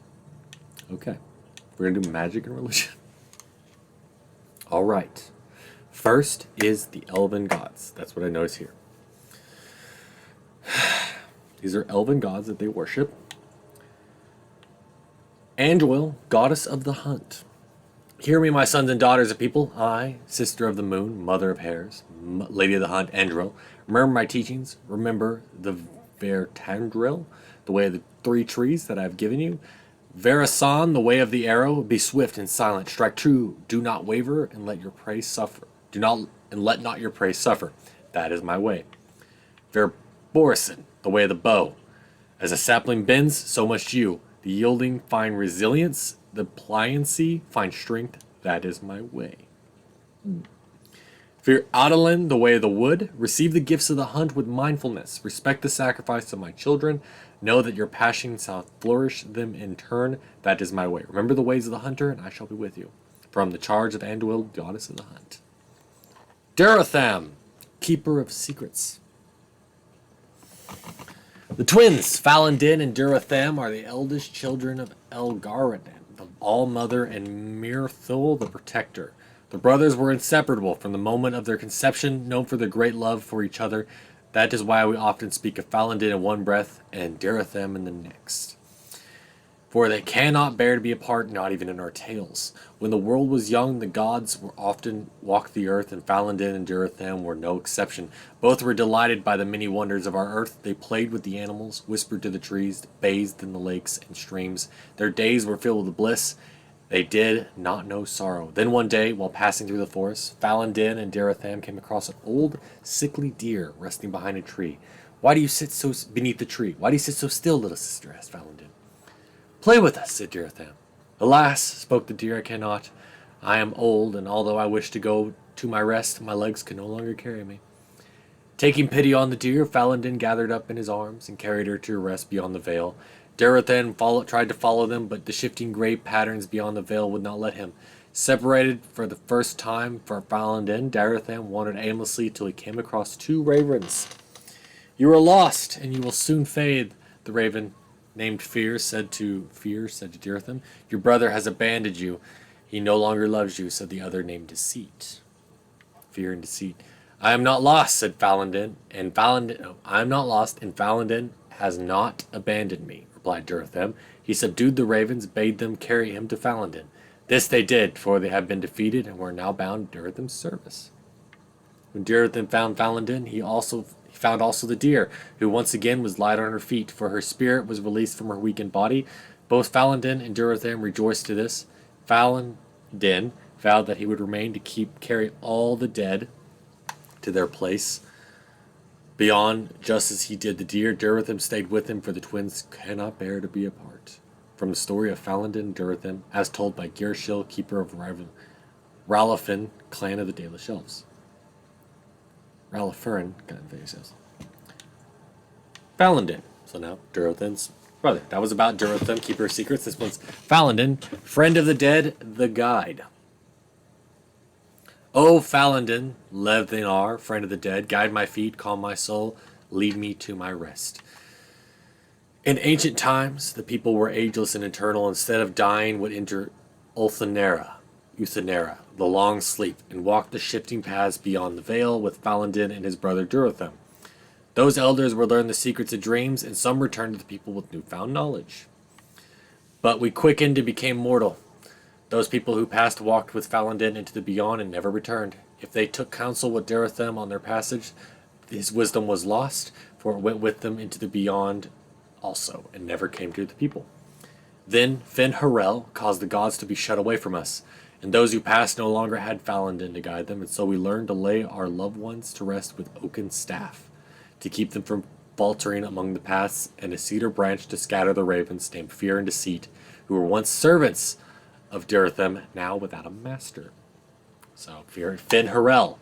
Could be an important name later on. Just going to say that. Fin-Harel. This is going to be about Fin-Harel. Basically, a lot of the, if you guys haven't noticed, a lot of the Elves Dwarven storyline, very similar to Norse mythology, in a way, slightly. So, because the Dread Wolf, that's what Fin-Harel, the Dread Wolf, as we're about to talk about, is very similar to Fenrir, the wolf from Norse mythology. So, this is the precious little we know about Fin-Harel, for they say he did not care for our people. Elgarnan and Mithril created the world as we know it. Andril taught us the ways of the hunter. Selace and June gave us fire and crafting, but Fin-Harel kept to himself, plotted the betrayal of all the gods. And after the destruction of Arlathon, when the gods could no longer hear our prayers, it is said that Fin-Harel spent centuries in a far corner of the earth, giggling madly and hugging himself in glee. Weird. Weird. Okay. So he's crazy. But he's important. The legends say that before the fall of Arlathon, the gods we know and revere fought in endless war with others of their kind. There is not a Hauren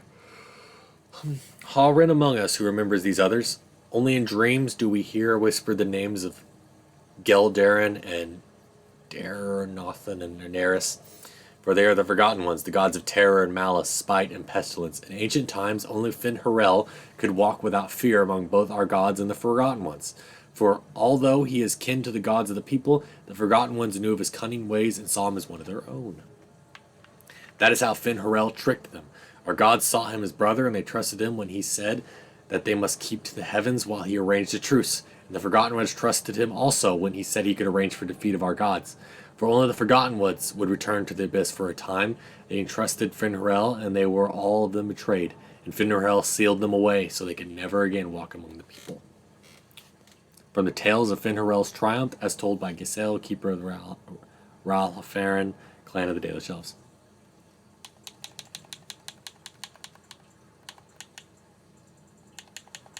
All right.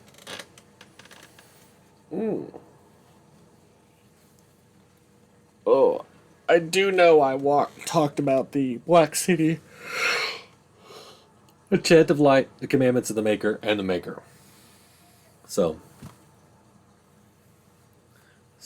all I think I need to talk about is... No, I did talk about Andraste, Bride of the Maker. The Aeonar, Rite of Annulment. I didn't talk about... Okay, so I did talk about Andraste, Bride of the Maker. I know that. The Chant of Light, Redemption, and Blight, and Commandments of the Maker. So I've done a lot, but I haven't done Apostates, Black City, stuff like that. So we're going to go Gillinan, Mother of the Hollow. They say Gillinan was one of the people in the days before Arlathan and chosen of Andril, the huntress. She was very beautiful and hair of snowy white and as graceful as a gazelle. She kept always to Andril's ways, and Andril favored her above all others. One day while hunting in the forest, Gilnan came across a hunter she did not know, and at his feet lay a hawk, shot through the heart by an arrow. Gilnan was filled with rage, for the hawk, along with the hare, is an animal much beloved by Andril. Gilnan demanded that the hunter make an offering to Andril in exchange for taking the life of one of her creatures. The hunter refused, and Gilnan called upon the gods to curse him, so that he could never again hunt and kill a living creature. Gilnan's curse took hold, and the hunter found that he was unable to hunt. His prey would dart out of sight, and his arrows would fly astray. His friends and family began to mock him for his impotence. For what use is a hunter who cannot hunt? Ashamed, the hunter swore he would find Gillinan and repay her for what she had done to him. He found Gillinan while she was out on a hunt with her sisters, and lured her away from them with lies and false words. He told Gillinan that he had learned his lesson and begged her to come with them, so she could teach him to make a proper offering to Andril. Moved by his plea, Gillinan followed the hunter, and when they were away from all her sisters, the hunter turned on Gillinan. He blinded her first, and then bound her as one would bind a kill fresh from the hunt. But because he was cursed, the hunter could not kill her. Instead, he left her for dead in the forest. And Gillinan prayed to the gods for help. She prayed to Elgarin for vengeance, to Mother Mithal to protect her. But above all, she prayed to Andril. Andril sent her hares to Gillinan, and they chewed through the ropes that bound her. But Gillinan was still wounded and blind, and could not find her way home. So Andril turned her into a beautiful white deer, the first Hala. And Gillinan found her way back to her sisters and led them to the hunter who was brought to justice. And since that day, the Hala have guided the people and have never led us astray, for they listen to the voice of Gillinan. From the tale of Gillinan, as told by the Giselle. June, god of the craft. We dedicate all our crafts to June, for it is he who taught the people to bend the branches of trees to make our bows and to fashion coverings of furs and ironbark. Without June, we would would we have the Aravel and the harnesses for the Arhala? When people were young, we wandered the forest without purpose. We drank from streams and ate the berries and nuts that we could find. We did not hunt, for we had no bows. We wore nothing, for we had no knowledge of spinning or needlecraft. We shivered in the cold nights and went hungry through the winters when all the world was covered on ice and snow. Then Celise, the hearthkeeper, came and gave us fire and taught us how to feed it with wood. June taught us to fashion bows and arrows and knives so that we could hunt. We learned to cook the flesh of the creatures we hunted over Cele's fire. I don't even know how to pronounce her name. Learned to clothe ourselves in our furs and skins, and people were no longer cold and hungry. Very similar to some of our myths and legends now. Mithal, the great protector.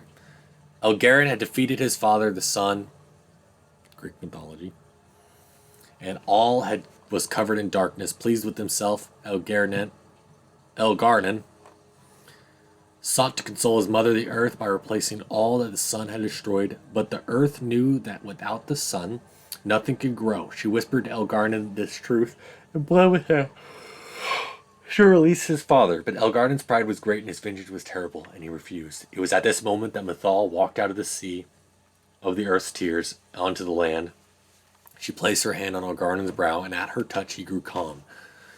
He knew that his anger had led him astray. Humbled, Elgarden went to the place where the sun was buried, spoke to him. Elgarden said that he would release the sun if the sun promised to be gentle and return to the earth each night. The sun, feeling remorse at what he had done, agreed. And so the sun rose again in the sky, shone his gold light upon the earth.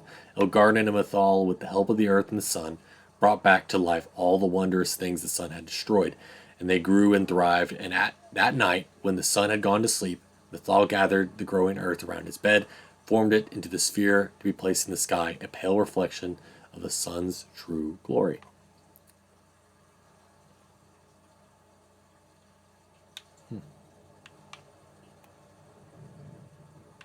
Here we go.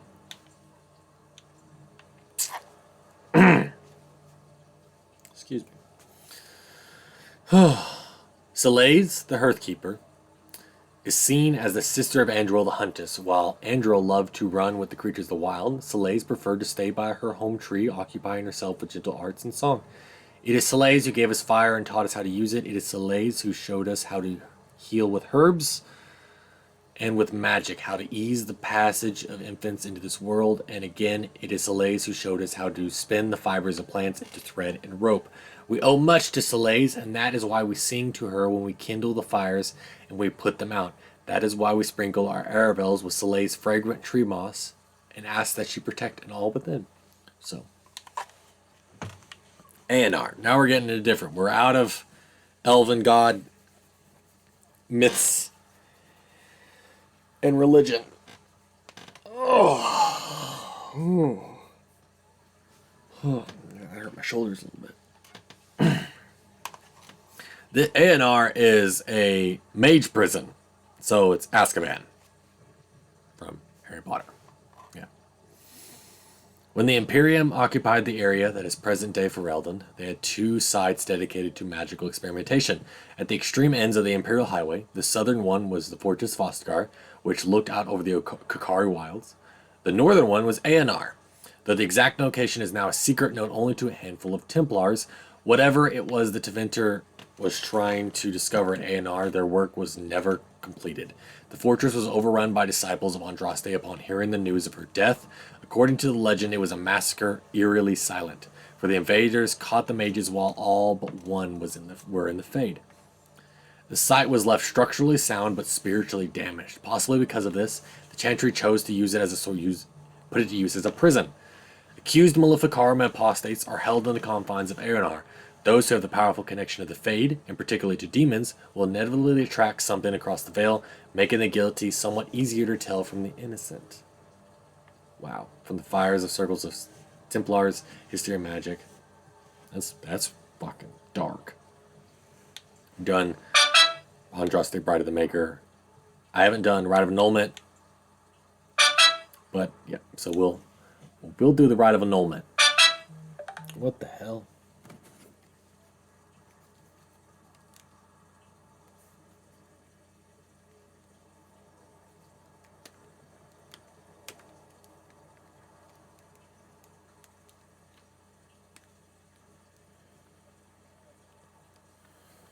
Fucking hate this case now. Something's wrong with my button.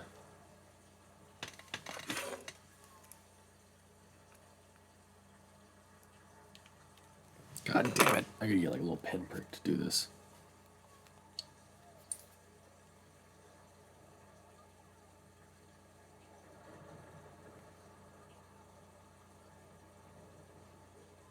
Hold on, let me get rid of some of my notifications.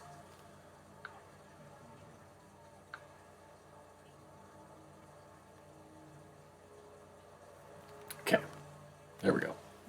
Just leave it the way it is. I don't fucking care.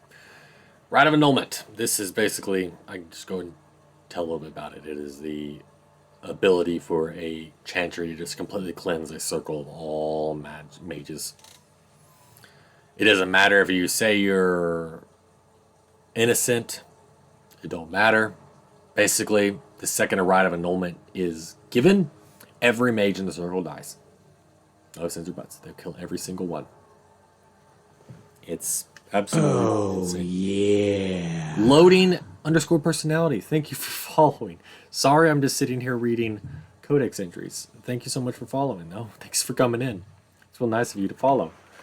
In the 83rd year of the Glory Age, one of the mages of the Navaran Circle was found practicing forbidden magic. The Templars executed him swiftly, but this brewed discontent among the Navaran Circle. The mages made several magical attacks against the Templars' vengeance for the executed mage, but the Knight Commander was unable to track down which were responsible. 3 months later, the mages summoned a demon and turned it loose against their Templar watchers. Demons, however, were not easily controlled. After killing the first wave of Templars, who tried to contain it, the demon took possession of one of its summoners.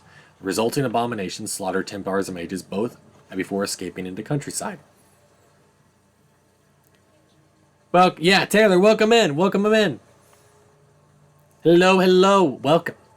Reading some Dragon Age Origins backstory.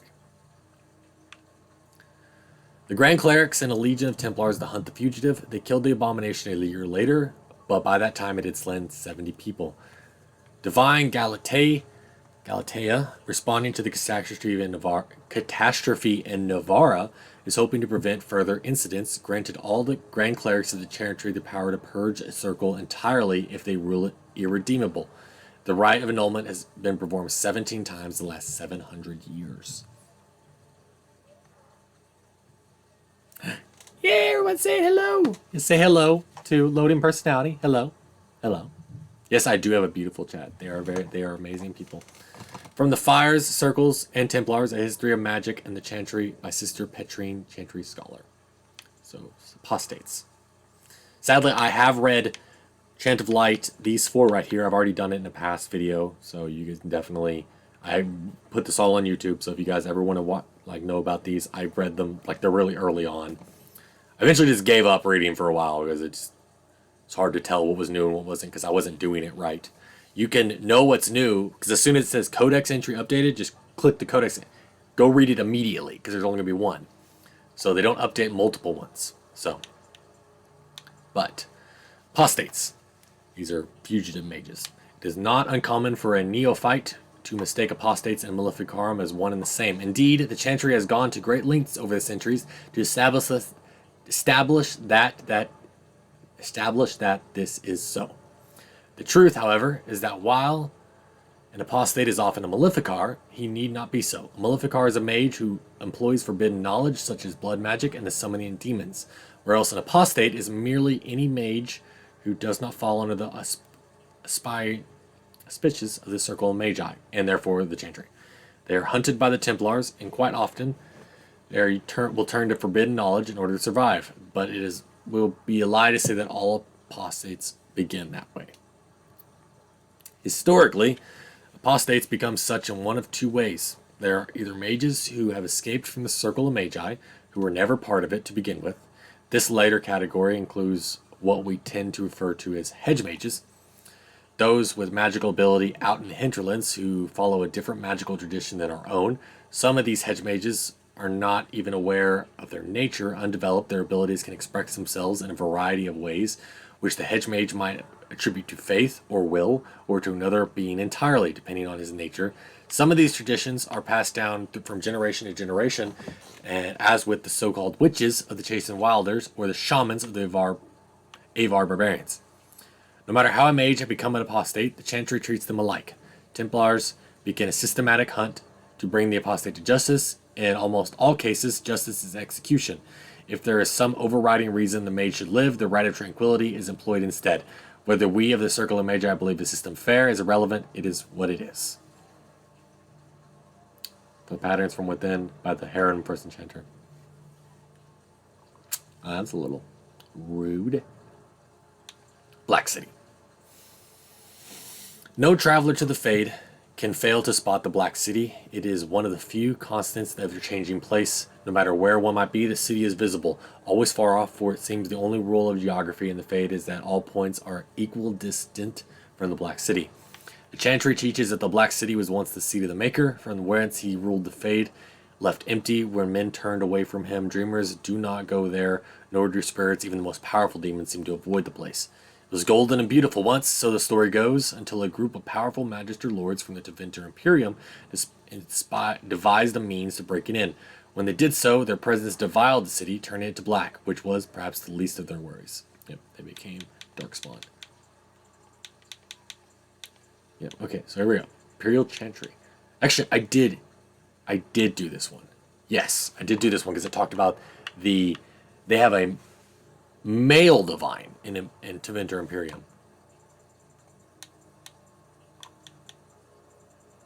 Okay, so we are at Chantry Hierarchy. Oh, man.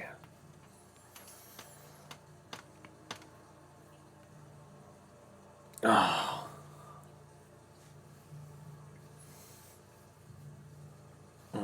Oh, Chantry Hierarchy. The Divine is the titular head of the Chantry, although since the Skinicism split the Imperial Chantry into its own faction, there are now, in fact, 2 Divines at any one time. One Divine, informally called the White Divine, is a woman housed in the Grand Cathedral in Valroyo. The other, known as the Black Divine, is a man housed in the Ardent Spire in Minrathous. Neither divine recognizes the existence of the other, and the informal names are considered sacrilegious. No matter the gender, a divine is addressed as Most Holy or Your Perfection. Beneath the rank of a divine is the Grand Cleric. Each Grand Cleric presides over numerous chantries and represents the highest religious authority for their region. They travel to Valroyo when the College of Clerics convenes, but otherwise remain when they are assigned. All Grand Clerics are addressed as Your Grace. Beneath the Grand Cleric is the Mother, or in the Imperial Chantry, the Father.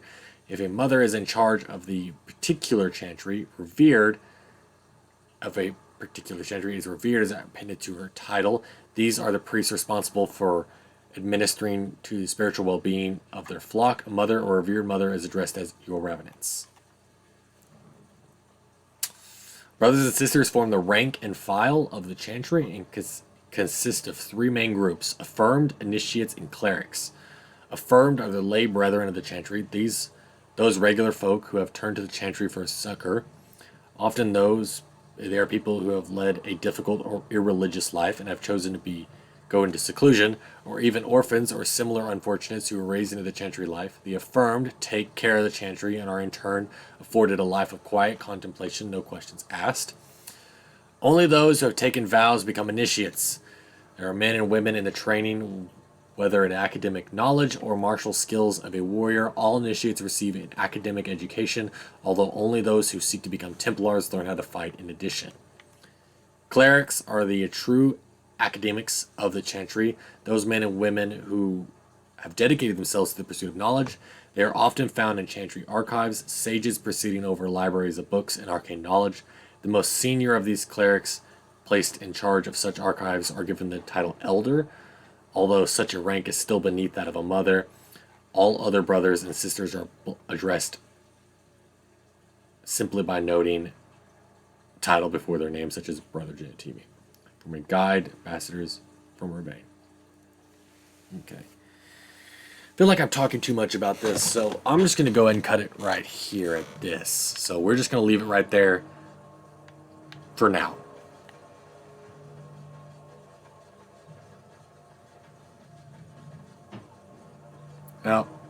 No, I really want to keep going. I actually kind of want to keep going. How many is there? How much is there? Okay, so we got the 4 schools of magic.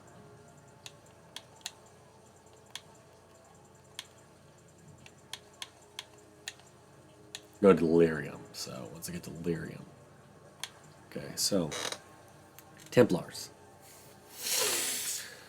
Often portrayed as stoic and grim, the Order of Templars was created as the martial arm of the Chantry. Armed with the ability to dispel and resist magic in addition to their formidable combat talents, the Templars are uniquely qualified to act as both a foil for apostates, mages who refuse to submit to the authority of the Chant Circle, we already talked about them, and first line of defense against the dark powers of blood mages and abominations. Also already talked about them. While mages often resent the Templars as symbols of the Chantry's control over magic, the people of Thedas see them as saviors and holy warriors, champions of all that is good.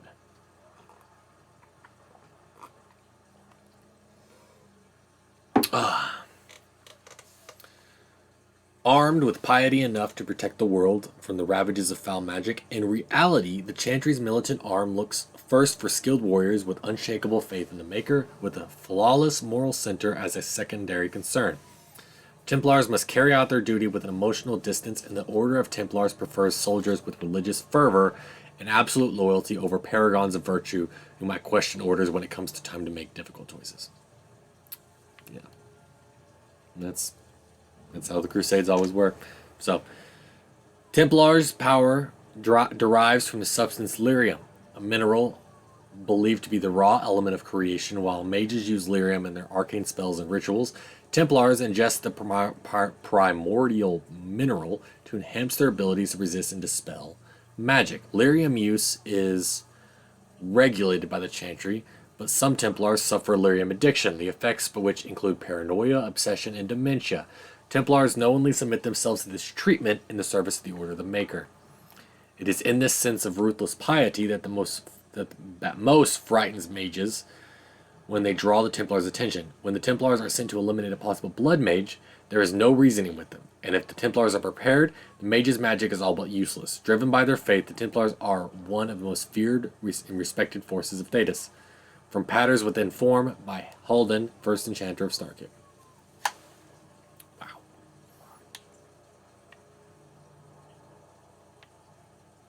Founding of the Chantry. Okay, so we already talked about the Maker and everything. So the Chantry is actually the church of Andraste and the Maker.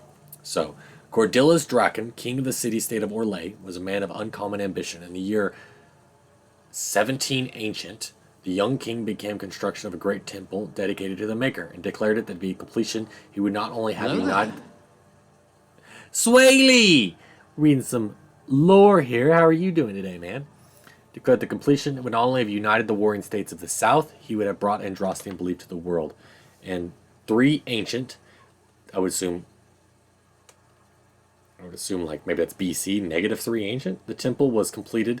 There in its heart, Draken knelt before the eternal flame Andraste, was crowned ruler of the Empire of Orlais, his first act as emperor to declare the Chantry as established Andrastian religion of the empire. It took 3 years and several hundred votes from Orlessa of Montisamard was elected to lead the new Chantry. Upon her coronation as divine, she took the name Justinia in honor of the disciple who recorded Andrastia's songs. In that moment, the ancient era ended and the divine age began. Okay. Fair enough. The fertility of chanters. Okay. Whew. Another aspect of circle life is fraternity, a fraternity of chanters. So, an organization. When a mage becomes an enchanter... Oh, shit, man. When a mage becomes an enchanter, he may ally himself with a fraternity.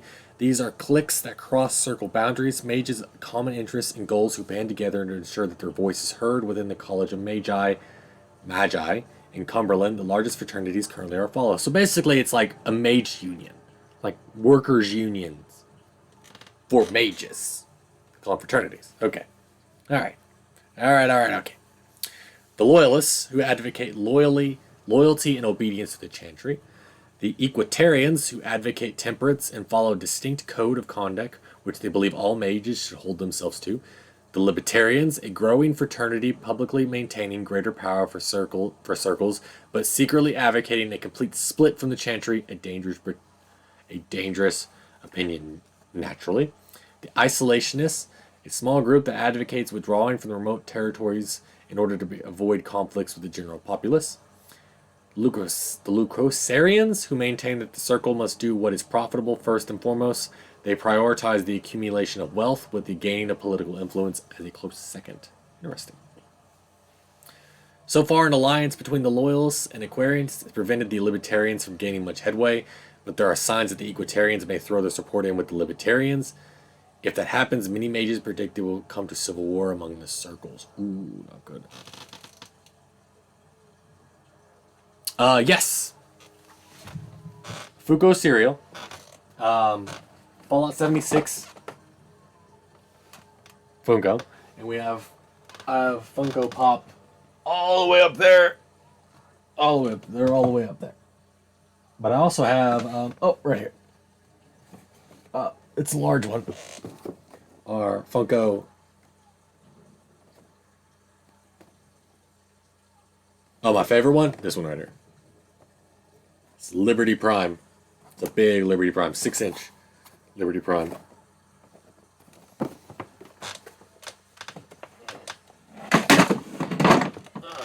I knew that would fall.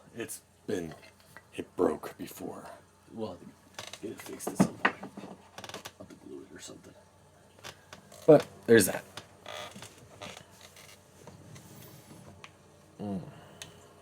Hierarchy of the Circle. Okay. It is no simple matter safeguarding ordinary men from mages and mages from themselves. Each circle tower must have some measure of self-government, for it is ever the Maker's will that men be given the power to take responsibility for our own actions, to sin and fail, as well as to achieve the highest grace and glory on our own strength. You, who will be tasked with the protection of the circle, must be aware of its workings. The first enchanter is the heart of any tower. He will determine the course his circle will take. He will choose which apprentices may be best detested and made full mages, and he will work most closely with him. Assisting the first enchanter will be the senior enchanters, a small council of the most trusted and experienced magi in the tower. From this group, the next first enchanter is always chosen. Beneath the council are the enchanters. These are teachers and mentors of the tower. You must get to know them in order to keep your finger on the pulse of the circle, for the enchanters will always know what is happening among the children. All those who have passed the harrowing but have not taken apprentices are mages. This is where most trouble in the circle lies, in the idleness and in the experience of youth. The untested apprentices are the most numerous denizens of any tower, but they most often pose threats to themselves due to their lack of training than to anyone else. Like Commander Saren. True.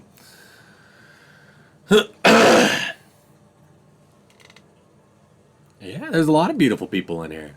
Everyone's saying hello to Swaley. History of the Circle. Circle of Magi. So, drink some water.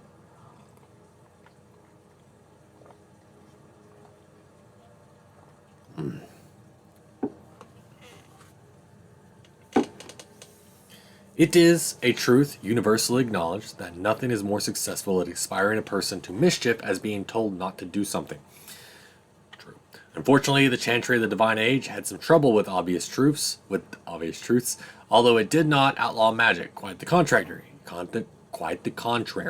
As the Chantry relied upon magic to kindle the eternal flame, which burns in every brazier and every chantry, it regulated mages to lighting candles and lamps, perhaps occasionally dusting or rafters and eaves. Wow.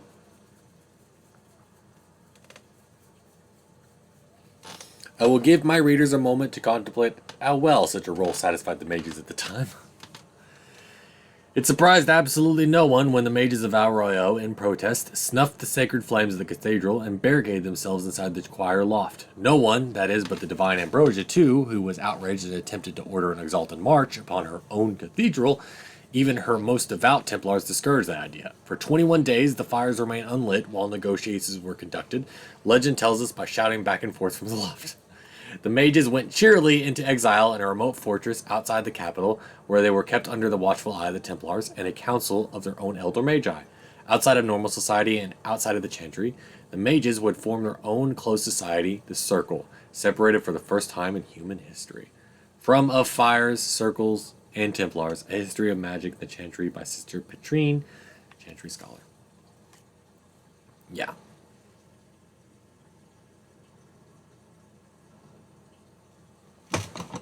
Oh. Oh. Boy. My leg. My leg! The Fade. The study of the Fade is as old as humankind. For as long as men have dreamed, we have walked its twisting paths, sometimes catching a glimpse of the city at its heart. Always as close as our own thoughts, but impossibly separated from our world. This doesn't make any sense! I'm sorry, Arcadia. Is it too much? Too much information at once? Is it too much information at once? It's too much going on. There's a lot. There's a lot of lore. That's why this is like backstory. A lot of lore. There's a lot of lore in Dragon Age. And I want everybody to know I want to know what everybody to know the lore. Like I do. I actually read these. First time I read them out loud. Did it not let you before? Hey, it's your boy. Skinny penis. Skinny penis. It's your boy, skinny penis.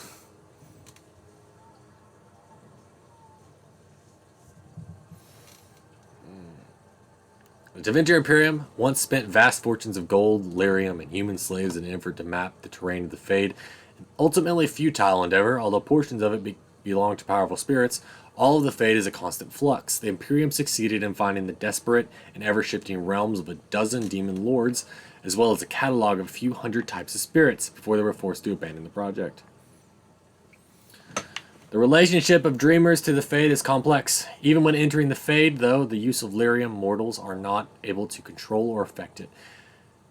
The spirits who dwell there, however, can, and as the Chantry teaches us, the great flaw of the spirits... I was actually never real to begin with. Yeah. Oh man, love Mark. Love me some Markiplier. The great flaw of the spirits is that they have neither imagination nor ambition. They create what they see through their sleeping visitors, building elaborate copies of our cities, people, and events, which, like the reflection in a mirror, ultimately lack context or life of their own. Even the most powerful demons merely plagiarize the worst thoughts and fears of mortals, and build their realms with no other ambition than to taste life. Friend Tranquility and the Role of the Fade in Human Culture by First Enchanter Josephus. It's Josephus. The heroine. You actually do get to do this. It's the first thing you do, as literally the exact first thing you do if you choose the mage storyline. You're in the Circle of Magi. You do the heroine. So, among apprentices of the Circle, nothing is regarded with more fear than the heroine. Little is known about this rite of passage, and that alone would be cause for dread. But it is well understood that only those apprentices who pass this trial are ever seen again. They return as full members of the Circle of Magi. Of those who fail, nothing is known. Perhaps they are sent away in disgrace, perhaps they are killed on the spot. Heard one patiently ridiculous rumor among the Circle of Ravine, which claimed that failed apprentices were transformed into pigs, fattened up, and carved at the dinner to senior enchanters.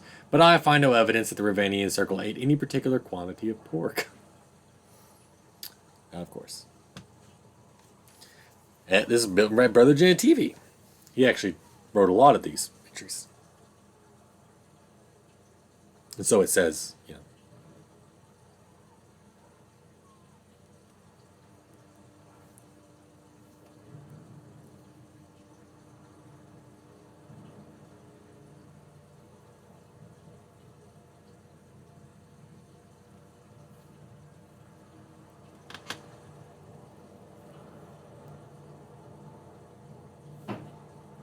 Well, my arm hurts. Ooh. Oh. Oof. Boy, that hurt.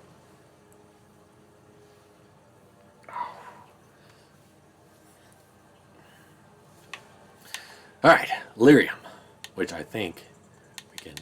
Yes! Okay, so now we are at the final stretch. Oh. So we are in a section of the Codex called Magic and Religion. So we're at a part with magic. The beginning part of this, we talked about the religion of the elves. We talked about all the gods and of their gods. Finn Harel, which is going to be very important later on, obviously, if you guys, when I eventually play Dragon Age 2 and Dragon Age Inquisition, it's going to be very important. So, but here we are. Lady, I got a wah. Can you give me a wah? I've got a whole lot of wah. Luigi, you're going to summon him. Can I get the wah? You're going to summon the wah, Luigi. More than half of the wealth of Orzammar comes from a single, extremely rare substance. Lyrium. The Chantry believes it to be the waters of the Fade, mentioned in the Canticle of Theriades, the very stuff of creation itself from whence the Maker fashioned the world. Only a handful of mining caste families hazard extracting the ore, finding veins in the stone quite literally by ear. For in raw form, lyrium sings, and the discerning can hear the sound even through solid rock. Even though dwarves have a natural resistance, raw lyrium is dangerous for all but the most experienced of the mining casts to handle. Even for dwarves, exposure to the unprocessed mineral can cause deafness or memory loss. For humans and elves, direct contact with lyrium ore produces nausea, blistering of the skin, and dementia. Mages cannot even approach unprocessed lyrium. Doing so is irreversibly fatal. Despite its dangers, the lyrium is the most valuable mineral currently known. In the Tevinter Imperium, it has been known to command a higher price than diamond. The dwarves sell very little of the processed mineral to the surface, giving the greater portion of what they mine to their own smiths, who use it in their forging of all truly superior dwarven weapons and armor. What processed lyrium is sold on the surface goes only to the Chantry, who strictly control the supply. From the Chantry, it is dispensed both to the Templars, who make use of it in tracking and finding Maleficarum, and to the Circle.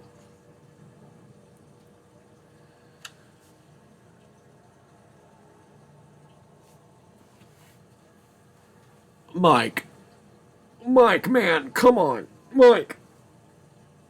Oh, okay. Let me finish about lyrium.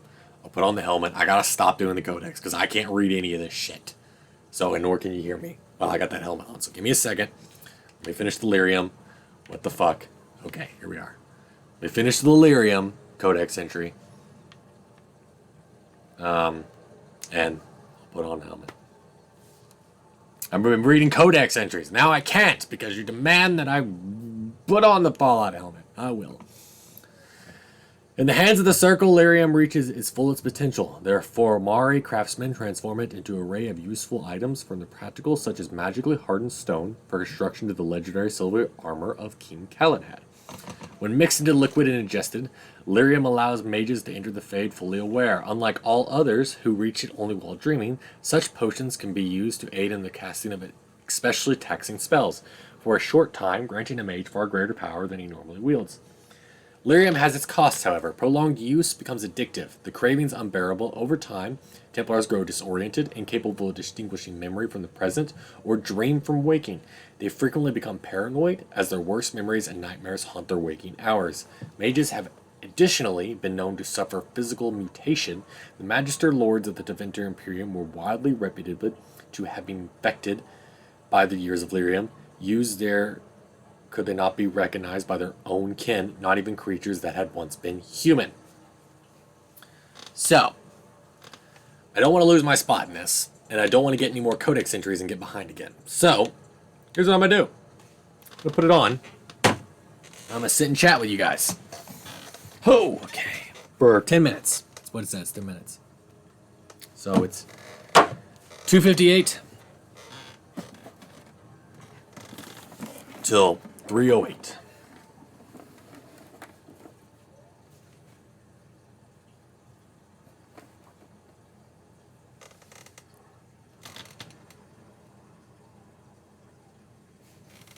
Here you go, Mike.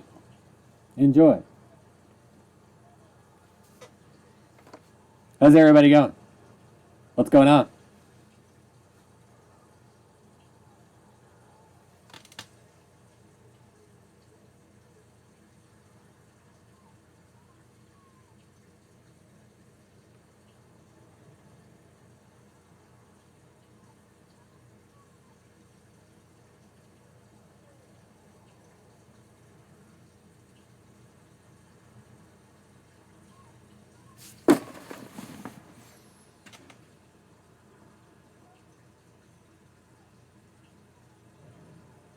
Best and worst time. Okay, sorry, I had to put it.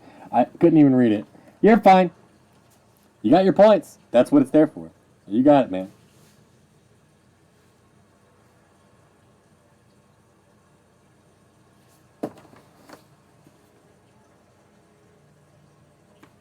But you get it, man. You get it. Enjoy. Enjoy. How's everybody going today? What the hell happened here? Is it meant to be this way?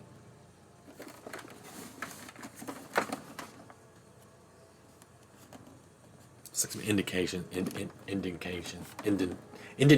here. And like, the light.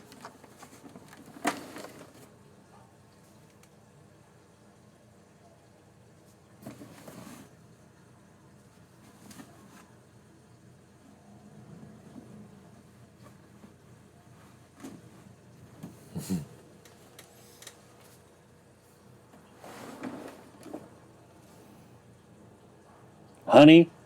I assume bee liquor, honey?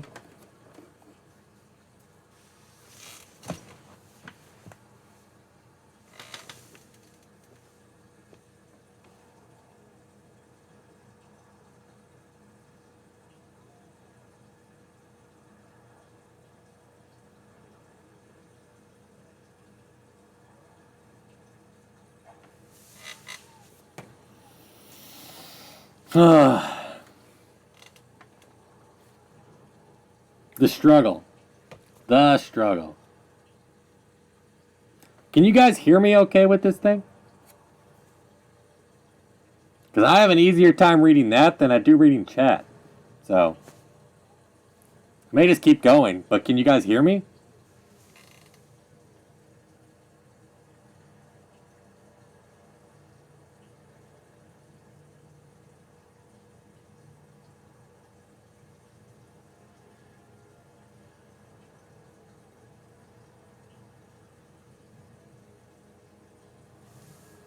Good enough. Sorry. I know it sounds a little muffled, but I'll do what I can.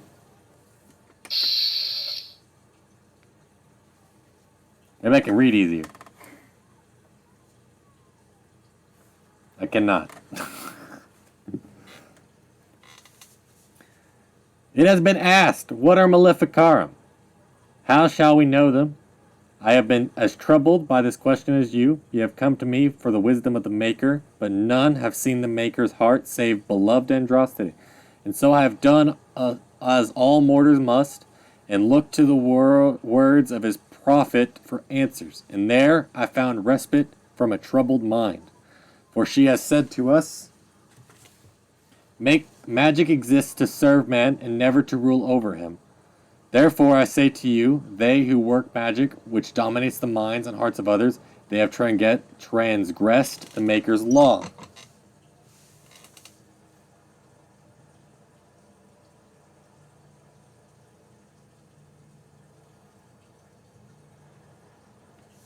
Sorry, I'm trying to read. You like the muffs? Okay. Where am I at anyway? I got 5 minutes. Also, Our Lady said, those who bring harm without provocation to the least of his children are hated and accused by the Maker. And so it is made clear to me, as it should be to us all, the magic which fuels itself by harming others by letting of the blood is hatred by the Maker. Those mages who honor the Maker and keep his laws we welcome as our brothers and sisters. Those who reject the laws of the Maker and the words of his prophet are apostate. They shall be cast out and given no place among us. From the sermons of Justinian I. Demonic possession. Why do demons seek to possess the living? History claims they are malevolent spirits, the first children of the Maker, angry at their Creator for turning them from them and jealous of those creatures he considered superior. They stare across the veil at the living and do not understand what they see. Yet they know they crave it. They desire life. They pull the living across the veil. When they sleep and prey on their psyche with nightmares, wherever they can, they cross the veil into our world to possess it outright. We know that any demon will seek to possess a mage, and upon doing so will create abomination. Most of the world does not know, however, that the strength of an abomination depends entirely on the power of the demon that possesses the mage. This is true, in fact, of all possessed creatures. One demon is not the same as any other. Demons can, for instance, classify Enchanter Brahman's categorization of demons into the portion of psyche they primarily prey upon, which since the Tower Age.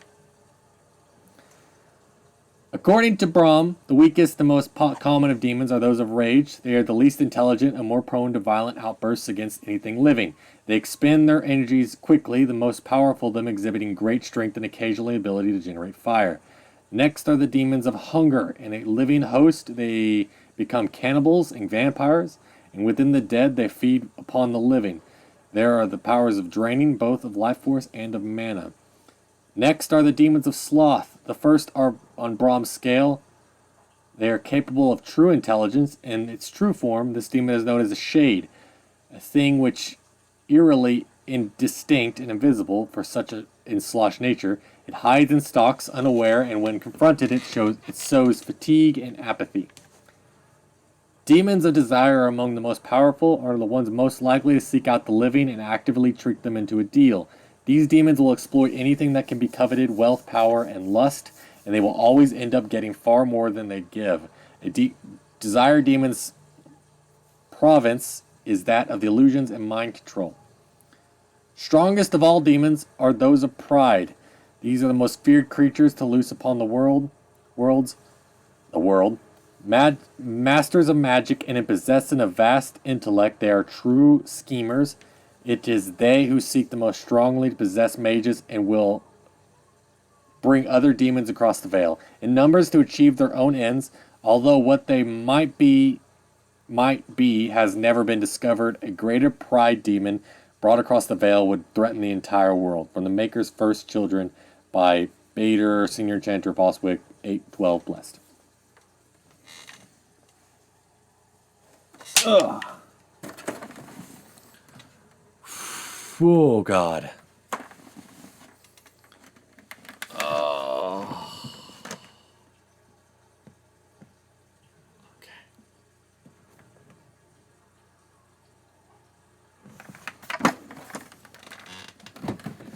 Oh, my God.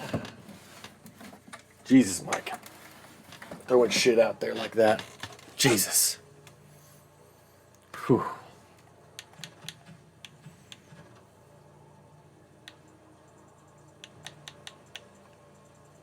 Alright, so we got that done.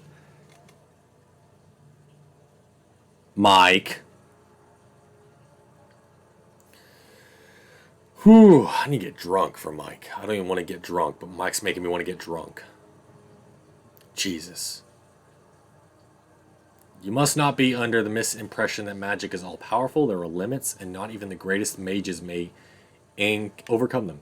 No one, for instance, has found any means of traveling either over great distances or small ones beyond putting one foot in front of the other. The immutable nature of the physical world prevents this. So no, you may not simply pop over to Minrathous and borrow a cup of sugar, nor may you magic the essay you forgot in the apprentice dormitory to your desk. You will simply have to be prepared. Oh, Mike. Jesus with the bits.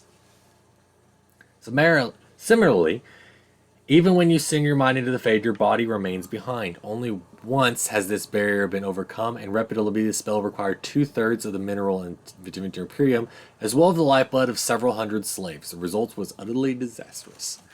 Finally, life is finite. A truly great healer may bring someone back from the very precipice of death when breath and heartbeat have ceased, but spirit still clings to life. But once the spirit has fled the body, it cannot be recalled. There is no failing of your spirits or power. This is simple reality. From the lectures of First Enchanter Wincelus.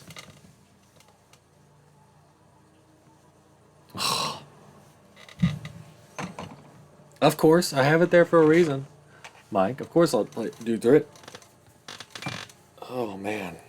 You're making me want a beer, man. My hat. There's my hat. I'm probably going to go get one. I'm going to get myself a beer. Give me a couple beers. You guys are making me want to sit down and crack a couple of them cold ones. So give me a second. I'll be right back.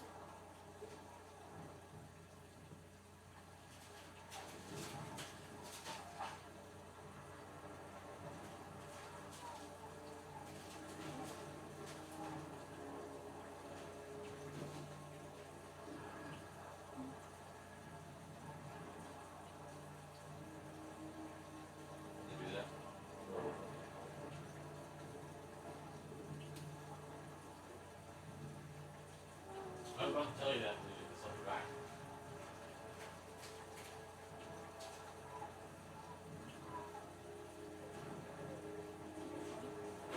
Huh?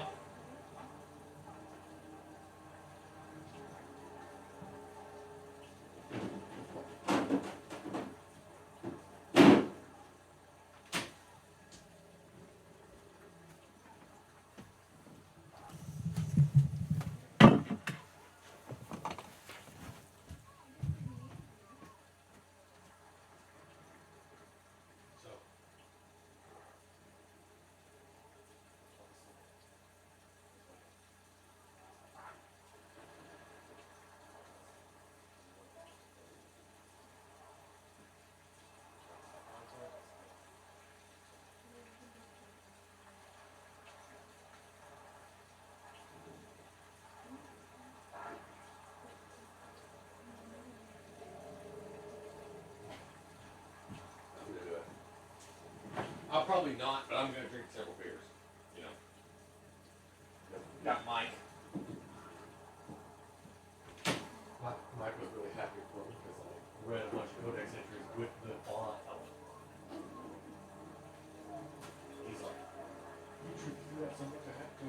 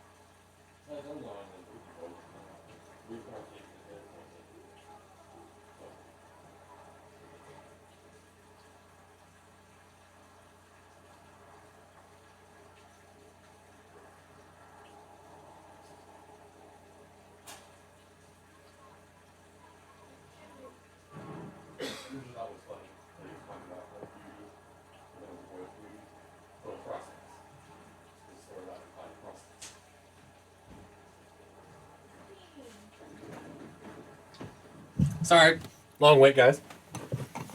Had some chips.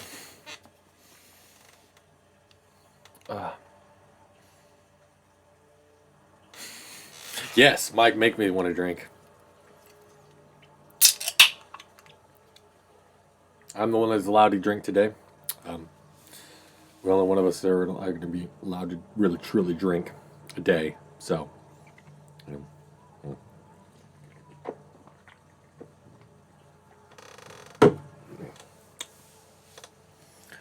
Okay. Alright, so we got that one. We're now on Blood Magic, the Forbidden School. So, the reason why I waited this long to do this is because we beat the main game, we've gotten all the Codex Entries. So, like, that was in the main game. So, it's like, now's a good time to do it. And I get accustomed to what was read and what's not read, you know. So if we get new ones, we'll know what's new and what's not new. So, foul and corrupt are you who have taken my gift and turned it against my children. Transfigurations 1810. The ancient inventors did not originally consider blood magic a school of its own. Rather, they saw it as a mean to achieve greater power in any school of magic. The name, of course, refers to the fact that magic of this type uses life, specifically in the forms of blood instead of mana. It was common practice at one time for a magister to keep a number of slaves on hand so that he could undertake the working of a spell that was physically beyond his abilities. He could use the blood of his slaves to bolster the casting.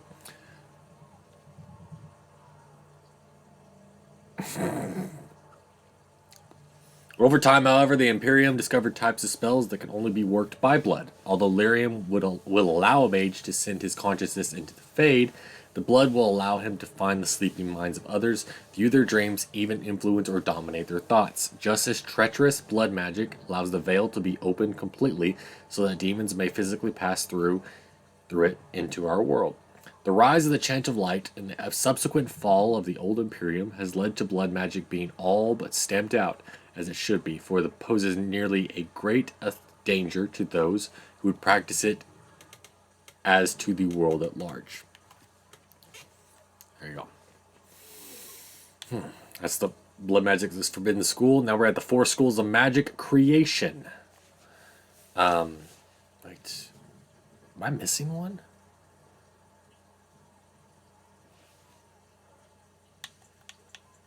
Oh, so they actually do count this. Okay, so creation. I thought. What about elemental? Wasn't elemental one of them? Oh well. Opposition in all things, for earth, sky, for winter, summer, for darkness, light. By my will alone is balanced, sundered by the world given and life anew. Theades 5:5. School of creation, sometimes called the school of nature, is the second of schools of matter, the balancing force of complement of entropy. Creation magic manipulates natural forces, transforming what exists and bringing new things into being. Creation requires considerable finesse, more than any other school, and is therefore rarely mastered. Those mages who have made serious study of creation are the highest in demand, useful in times of peace as well as war. Well then. 4 schools of magic entropy. To you, my second born, I grant this gift. In your heart shall burn an unquenchable flame, all-consuming and never satisfied. Theades 5:7. The second of the 2 schools of matter, entropy, is the opposing force of creation. For this reason, it is often called the school of negation. Nothing lives without death. Time inevitably brings an end to all things in the material world, and yet in this ending is the seed of a beginning. A river may flood its banks, causing havoc, but brings new life to its floodplain. The fire that burns a forest ushers in new growth, and is so with atropotic magic. We manipulate the forces of erosion, decay, and destruction to create a new. Oh, interesting. 4 schools of magic. Spirit.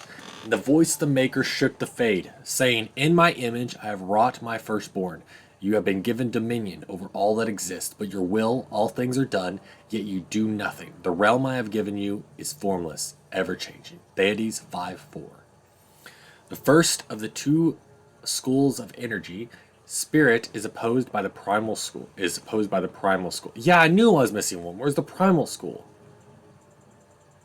I don't have the primal school. What the fuck? Okay, so I don't have the school of primal. Wow, okay. I knew the blood magic wasn't the other 4th one. So that's weird. That's weird. I don't have it.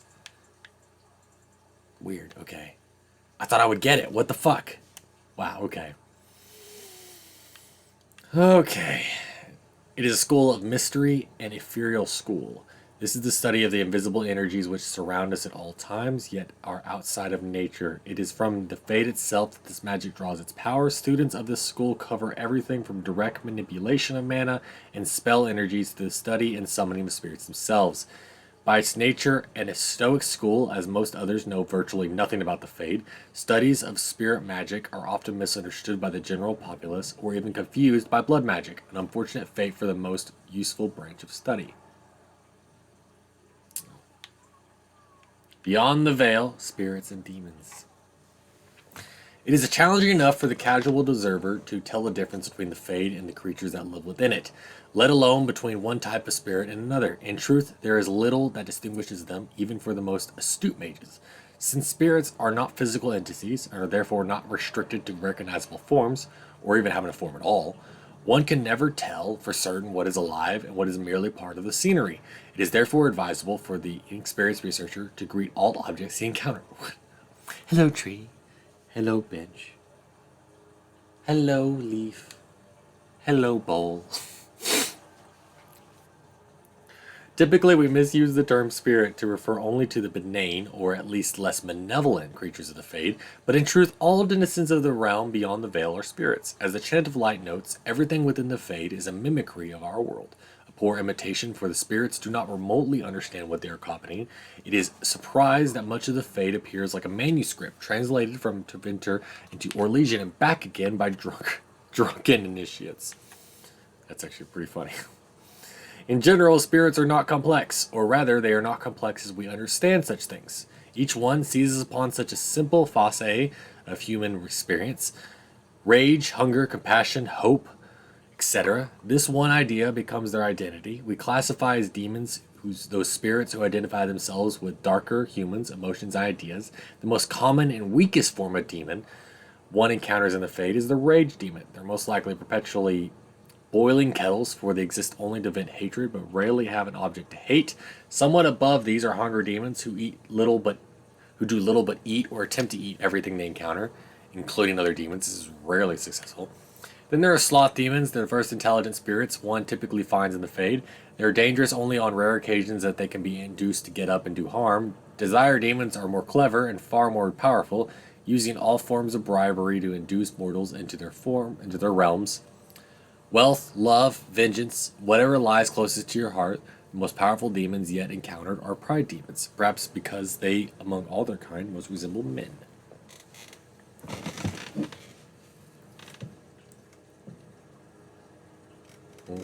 Okay, the Tranquil. Here we go. Tranquil are the least understood but most visible members of the Circle. Every city of respectable side boasts a Circle of Magi shop, and every one of these shops is run by a tranquil proprietor. The name is a misnomer, for they are not tranquil at all. Rather, they are like inanimate objects that speak. If a table wished to sell you an enchanted penknife, it would pass as one of these people. Their eyes are expressionless, their voices monotone. Incomparable craftsmen they may be, but they are hardly the sort of mages to put ordinary folk at ease. For the pursuit of knowledge. Yeah, he lives right down the road from the proprietor shop. Sacred Ashes of Andraste. Only one person witnessed Mafaras' betrayal, Havard the Aegis, based off the, we learned that from the item Havard's Aegis, which was the shield that we got. A childhood friend of Mafaraf, he occupied his chief to the meeting with Deventers, not realizing what was planned. When he understood that Mafaraf was giving Andraste over to be executed, Havard, unwillingly to draw swords against his friend and liege, placed himself between Andraste and the Deventer soldiers. The Deventer struck him down, and Mafaraf left him for dead. Gravely wounded, Havard made his way to the gates of Minrathous to stop the execution. When he reached it, the terrible deed was already done.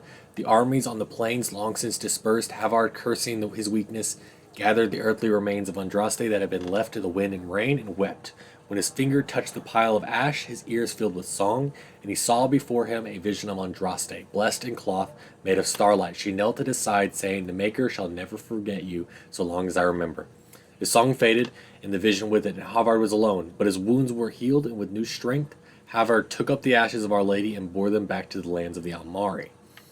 Fearing that Mafaraf's supporters would defile them, Havard took the ashes of Andraste to a secluded place high in the mountains. There he carved from the living rock an urn to hold them. Time passed, and the whereabouts of the urn faded from memory. Perhaps it was the Maker's will that only the most worthy should find his beloved final resting place. Now we have only the legends such as that of the Chevalier Lothar, who quested to find the urn to save his dying daughter, and either found it in time to cure her or returned 100 years after her death. The ballad's in less than certain on that point. Yeah.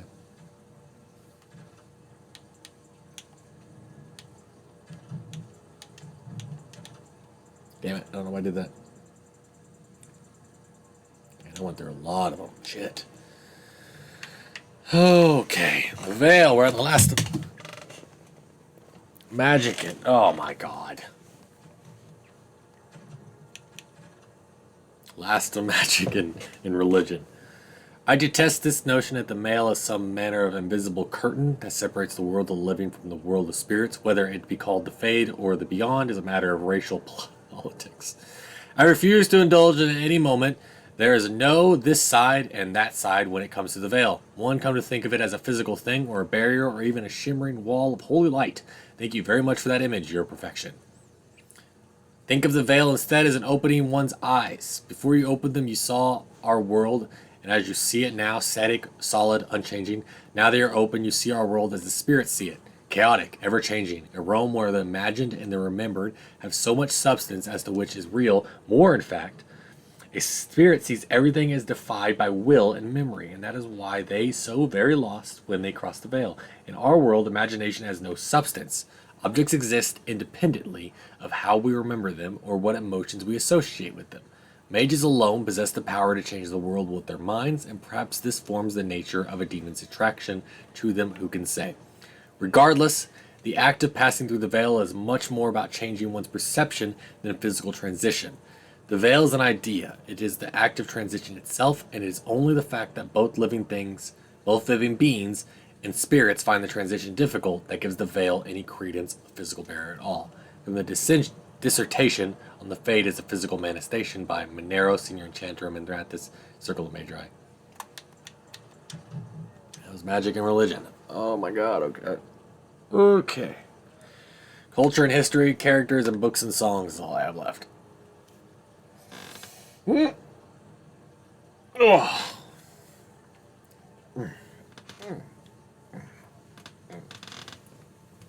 Oh, man. All right, culture and history.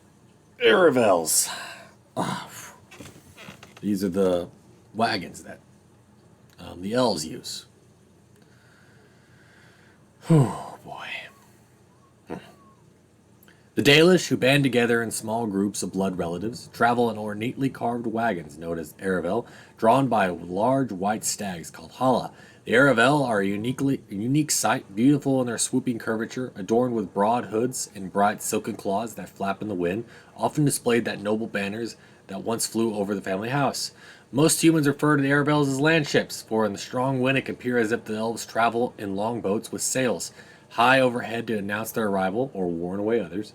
The Hala are unique to the elves, and any but elven handlers consider them ornery, and almost impossible to train.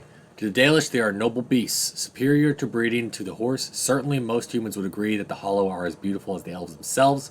The fact that many imperial nobles maintain a bounty on Hala horns to find their way into the winter is an affront that Dalish consider unforgivable. Few amongst us can claim to have seen the Dalish landships up close. Any human who sees them on the horizon does well to head the other way. Few Dalish clans takes kindly to humans intruding on their camps, and more than one tells of troublemaking humans who found themselves mercilessly filled with Dalish arrows. The long walk. A lot. We're back in Dalish, like live. We're in Dalish area, so like the Dalish culture, back in Dalish culture. When our people left to Vinter, we had nothing except the knowledge that for the first time in countless centuries we were free. It was Shartan's dream that one day we would have our own homeland, where we could live as we chose. After the long struggle that claimed the lives of many, even Shartan himself, we were granted the Dales. And though the Dales were in the south of the land of Orlais, and a long way off from the Deventer, it mattered little. We were going home, and so we walked. We called our journey the Long Walk, for that was what it was. We walked with what little we had on our backs. Some walked without shoes, for they had none. Whole families, women with infants, the old and the young alike, all of them made their way across the land on foot. And if one of our people could not walk any longer, we carried him or sometimes left him behind. Sounds like something, doesn't it? Trail of Tears. Native Americans. It's not the same. Well, very similar. The concept that we upend people from their homes and send them off to this one. They gave them land finally, but ours was we made them march to reservations. It was awful, absolutely awful. It was a horrible part of U.S. history. And if one of our people could not walk, we carried him. It's okay. Many perished along the way. Some died of exhaustion. Others simply gave up and fell by the wayside. A great number were set upon by human bandits, even though we had few possessions. Along the way, a growing number began to bemoan the decision to leave Deventer. At least in Deventer, they said we had food and water and shelter. What did we have here? Nothing but open sky and the prospect of never-ending road ahead. Some turned back toward Deventer, but most of us continued walking. And the gods rewarded those of us who did not waver by bringing us to the Dales. Our people were called the new city Halam Shiral, the end of the journey, and for a time it was home.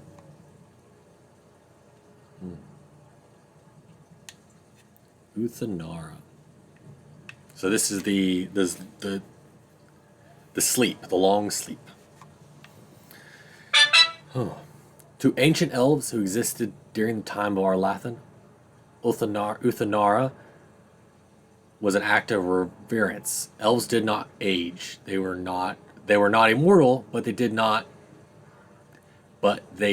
suffer from deterioration of mind or body. They suffered only from the deterioration of the spirit.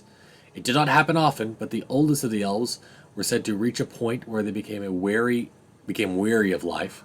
Memories became too much to bear, and rather than fade into complacency, they voluntarily stood aside to let newer generations guide their people. Uthanara means the long sleep, in which the elder would retire to a chamber that was one part bed and one part tomb. The great ceremony from all the extended family. The elder would succumb to a slumber from which they would not wake for centuries, and often never. In time, the body would deteriorate, and the elder would die in truth. All the while, family would continue to visit the chamber to pay respect to the one who made such a great sacrifice. With the arrival of humans and the quickening of elven blood that ensued, the practice of Uthenara began to fade. When Arlathan fell, it ceased forever. Now they just bury their dead. What passed on by Halsindril, Lord of Hallam Saral, to 7 glory. Valasim, blood writing, which I think is their face tattoo. That's why all elves have tattoos. They call them blood writing. When the children of our people come of age, they earn the privilege of wearing the Valaslin, the blood writing. It sets us apart from the Shemlin and from the elves who have thrown their lot in with them. It reminds us that we will never again surrender our traditions and beliefs. The ritual deserves great reverence. The one who is to gain the Valaslin must prepare by meditating on the gods and the ways of our people, and by purifying the body and the skin. When the time comes, the keeper of the clan applies the blood writing. This is done in complete silence. Cries of pain are signs of weakness. If one cannot tolerate the pain of the blood writing, they are not ready to undertake the responsibilities of adult.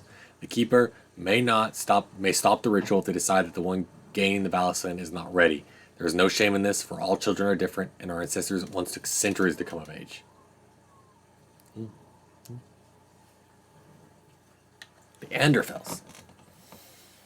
The Anderfels are a land of shocking extremes. It is the most desolate place in all the world, for 2 blights have left great expanses of the steppes so completely devoid of life that corpses cannot even decay there. No insect or grum will ever reach them. It is a land filled with wonders like the Murdain, with its gigantic white statue of Our Lady carved into its face, her hands outstretched bearing an eternal flame, or Weissaut Fortress with its walls of living rock towering over the desolate plains below. The Anders, too, are a people of extremes, the most devout priests and most deadly soldiers, the poorest nation in the world, and the most feared. Wow. Let's drink some of my beer.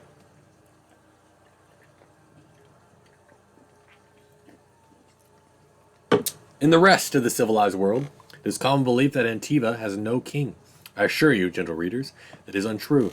The line of kings in Antiva has remained unbroken for 2,500 years. It is simply that nobody pays any attention to them whatsoever. The nation is ruled in truth by a collection of merchant princes. They are not princes in the literal sense, but heads of banks, trading companies, and vineyards. Their power is conferred strictly by wealth. But Antiva is not primarily renowned for its particular form of government, nor its admittedly unparalleled wines. Antiva is known for the House of Crows. Since Antivans are well known for being good at everything but fighting, it is more than a little iconic that Antiva possesses the most deadly assassins in the world. Their fame is such that Antiva keeps no standing army. No king is willing to order his troops to assault her borders, and no general is mad enough to lead such an invasion. The attack would likely succeed, but its leaders would not see the day. That's true. The Avars. Driven across the Frostbacks in ancient times, the Almari tribesmen split into 3 groups. One settled in the Ferelden Valley, one was pushed into the Kokari Wilds, and the last returned to the mountains. Modern Fereldans bear little resemblance to their Almari ancestors, and the Chastened remember few of their traditions, but the Avars have changed little throughout the ages. Like the Chastened, the Avars are not a united people. Each tribe fends for itself and is beholden only to its Thane. They still follow their own gods, Korth the Mountain Father, Hakan the Winter's Breath, Lady of the Skies, as well as dozens of animal gods never named to outsiders. Nothing lasts to the mountains. Wind and rain eventually eat away the strongest holds. Valleys that were arable one generation are locked in year-round ice in the next. The game is constantly on the move. Even among themselves, the Avar make no absolute promises. They wed by a tradition in which the groom struggles to untie a nightly knotted rope while the bride sings a hymn to one of the gods. However many knots he has undone by the time her song ends is the number of years she will spend with him. Lowlanders often forget that there is no such thing as a permanent alliance in the Frostbacks. Wow. So after that, that's it.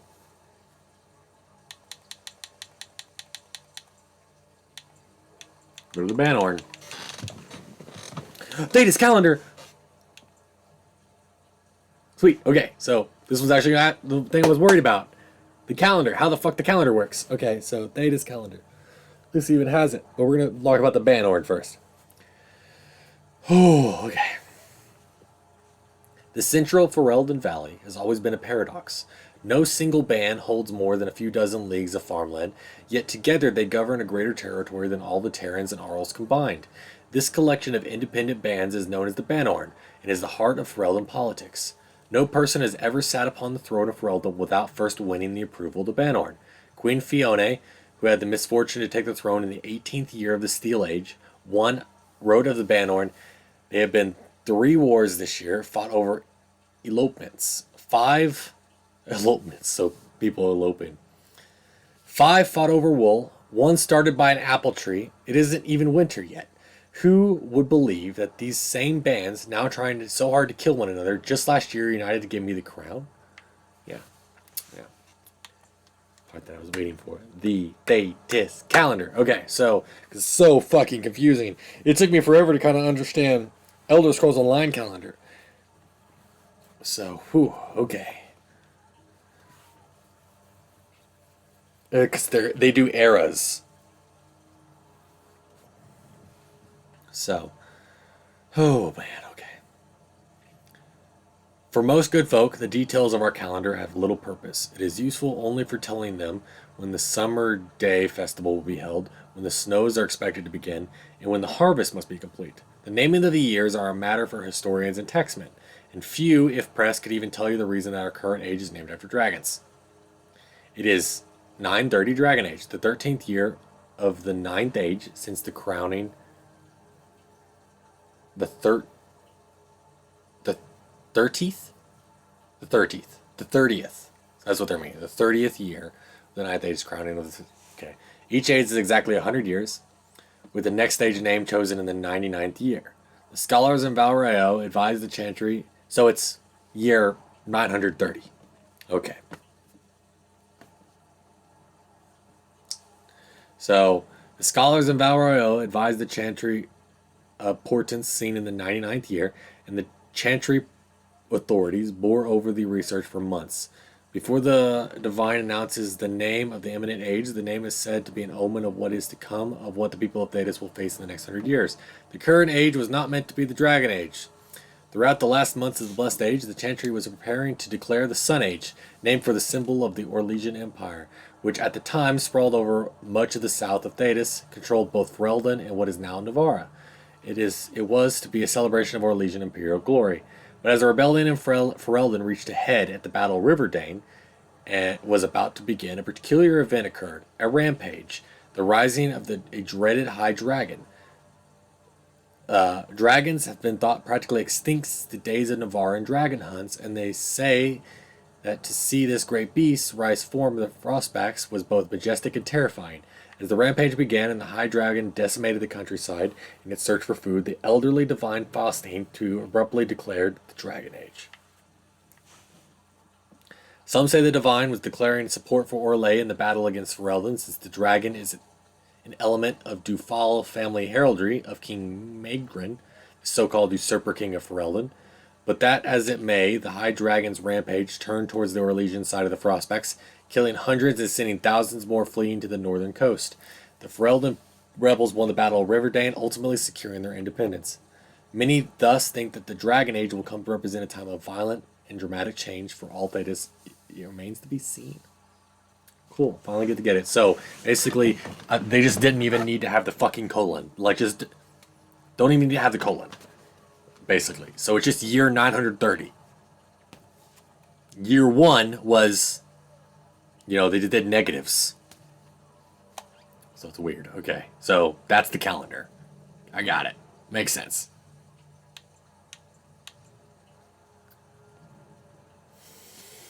The Chastened Wilders have lived in the Kakari Wild since the first wars with the Almari drove them southward a millennia ago. According to their own lore, they have always been a forest-dwelling people and adapted quickly to their new home. Game and fish are plentiful in the wetlands, and the Chastened thrived. For a time, they and the hill-dwelling Avars were true threats to the northern lowlands. The Tevinter Imperium had arrived and was hard-pressed to keep back the waves of invasions from the south and the west. The fortress of Ostagar was built specifically to watch for Chase hordes venturing north of the tree line. It was not until the legendary warrior Hafter soundly defeated the Chastened in the first half of the Divine Age that the question of their ability to contest the lowlands was settled permanently. Today, the Chastened are considered largely peaceful, though their ways are still primitive compared to our own. In the Kakari wilds, they live in strange-looking huts built on stilts, or even built into the great treetops. They paint their faces and are split into small tribes ruled by shamans, like those amongst the Avars. There are many tales of shamans having learned their magic from the witches of the wilds, witches that inspire as much terror as they do awe and gratitude, even if there is no definitive proof they exist. In particular, the tale of Flemeth, the greatest witch of the wilds, is celebrated amongst all tribes.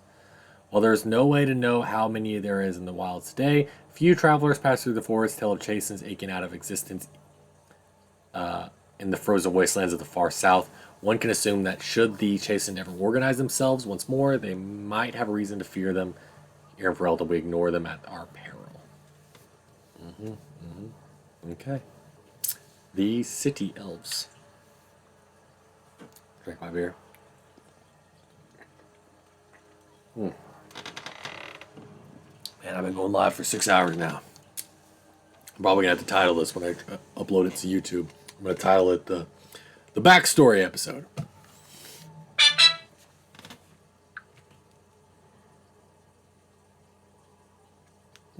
My grandma's on her way. Okay. With my daughter. So her great-granddaughter.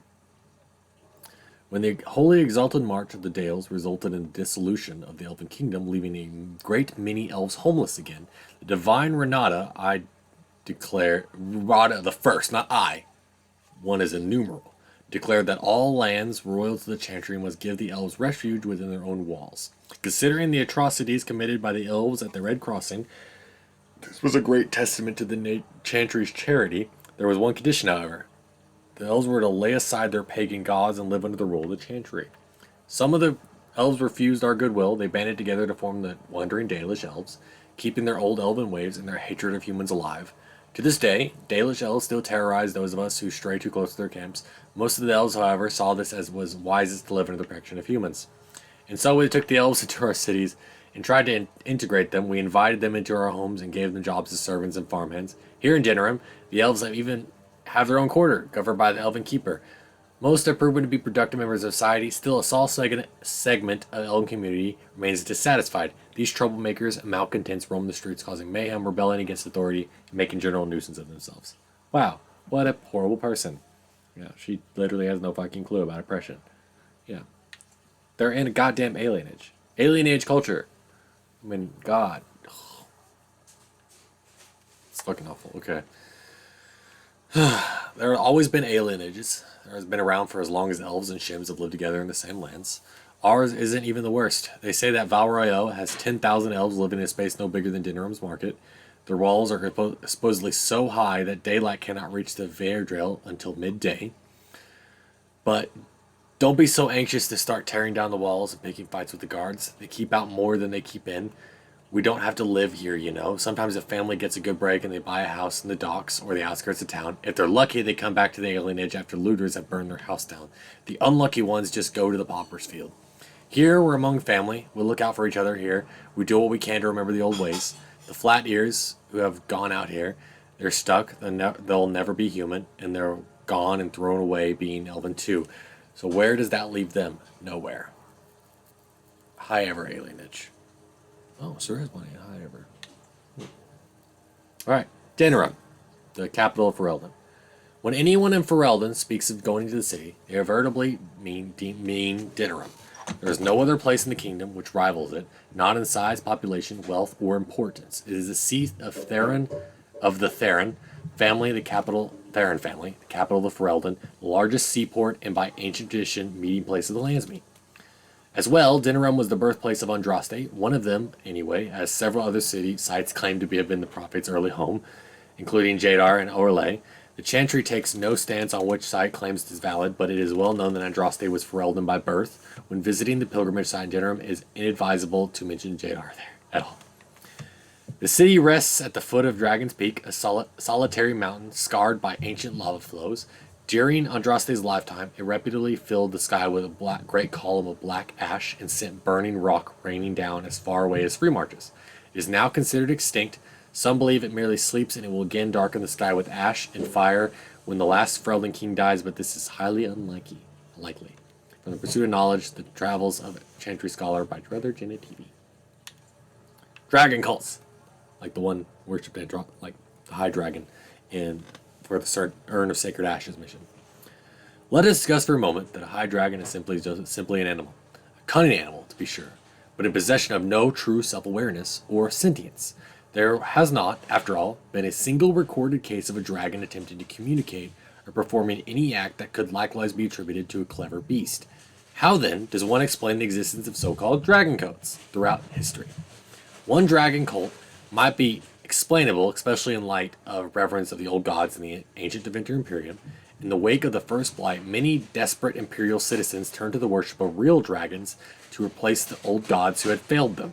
A dragon, after all, was a god figure that they could see. It was there, as real as the archdemon itself, and as evidence makes clear, did offer a decree of protection to its cultists. Other dragon cults could be explained in light of the first.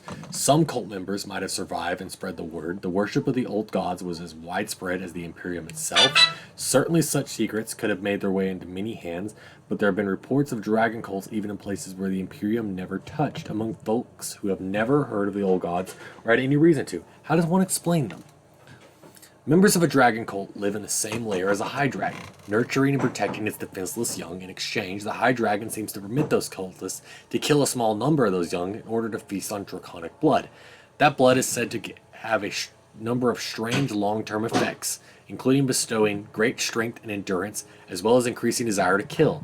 It may breed insanity as well. Navaran dragon hunters have said these cultists are incredibly powerful opponents. The changes in the cultists are a form of blood magic. Surely, but how did the symbiotic relationship between the cult and the high dragon form in the first place? How did the cultists know to drink the dragon's blood? How did the high dragon convince them to care for its young, or know that they would? Is there more to draconic intelligence that we have hereto guessed at? No member of the dragon cult has ever been taken alive, and what accounts exist from the days of Navaran hunters recurred only mad rants and impossible tales of godhood. With dragons only recently reappearing and still incredibly rare, we may never know the truth, but the question remains. From Flame and Scale by Brother Florian, Chantry Scholar, 928 Dragon, 2 years ago. So, this is 930 Dragon. As far as I know, this could be like, that was like, it's 930 now. It's 930 Dragon now. That could have been, like, that was an account written, like, 4 years ago. Could be. So it could be 934. But as far as I know, it's 930 Dragon. So we're going to go with that. We're going to go with 930 Dragon. History of Ferelden. Chapter 1.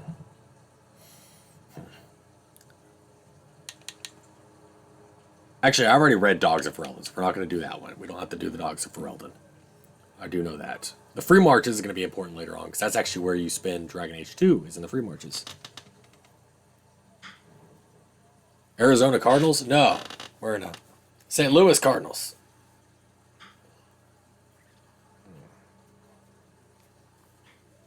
We're in St. Louis Cardinals. Jersey. That's the baseball team that we use. We don't have a Major League Baseball team here in Arkansas. There is talk that eventually Nashville's going to have a baseball team. The closest one that well, it's either St. Louis Cardinals or a lot of people here like the Kansas City Royals, because St. Louis is about as close to us. I mean, it's a baseball team, obviously. Obviously, Mike. They don't have a football team, not anymore. That's why we don't really, not many people like from St. Louis and people from St. Louis like the LA Cardinals football. Jesus Christ, Mike. But not many people like the Rams because they left and went to LA. It's not the Rams' fault, the team's fault, but the leader's fault. And actually, I think there's even a lawsuit because they left owing a lot of people money in St. Louis or something like that. There's a big old lawsuit going on about that. So, I think the Rams even won the Super Bowl this last year. This time, as far as I know. I didn't watch the Super Bowl, so I don't know. Ferelden, as we think of it now, did not exist before the Exalted Age. Instead, the valley was divided up dozens of old Armari clans. They warred constantly with one another over land, honor, the allegiance of freeholders, and one notable occasion, the name given to a favorite Mount Bari. Then, in the 33rd year of the Exalted Age, Calenhad Theron became Terran of Denerim, and everything changed. Yeah, well, you can move it. There's a long drive. Way back in the left tail. Near the wall. The top left. Taylor. We don't talk about the Cubs. Yeah, because most sports teams here, if not all, are privately owned. So, a lot of them can just straight up pick up and move. I mean, gosh, they've been doing it since the beginning. The Brooklyn Dodgers became the LA Dodgers, you know. They moved to LA. Then says St. Louis Rams became the Los Angeles Rams because they also picked up and moved to LA. Yeah. But that's mainly because of this. I mean, I wouldn't say it's mainly, but it's also a big thing because of the Cardinals. Because I mean, St. Louis is like a baseball town. There are Cardinals everywhere. Everything there is Cardinals, Cardinals, Cardinals, and like Rams couldn't win. There was nothing, and a lot of people would rather have the Chiefs. Even St. Louis people were rooted for the Chiefs, the Kansas City Chiefs.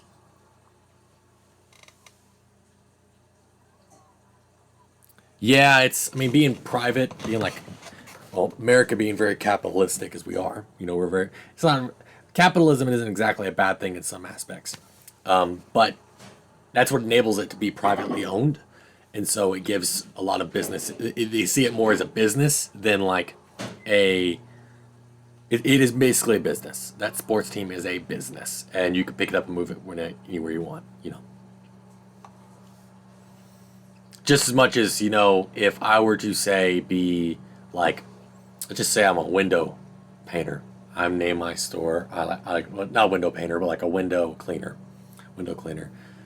It's this. They see it's the same concept as being if I title my company, if I'm in Kansas City or something, I title my company Kansas City Window Cleaner. That's the title of my company. I could pick up and move and go to Los Angeles. I could change the name of my company Los Angeles Window Cleaner. That's the way they see it. Even if I a bunch of clients and a bunch of people that liked me in Kansas City, they see it as the same as just, well, I just picked up and moved my business elsewhere. That's it. So that's how they see it.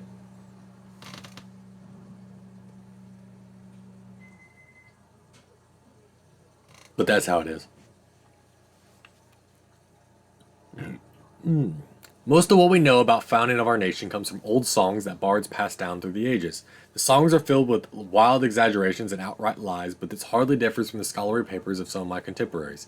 There is no agreement among poets or scholars on how he did, but Calenhad gained the support of the Circle of Magi, and they crafted for him a suit of silvery white armor that by all accounts repelled both arrow and blade.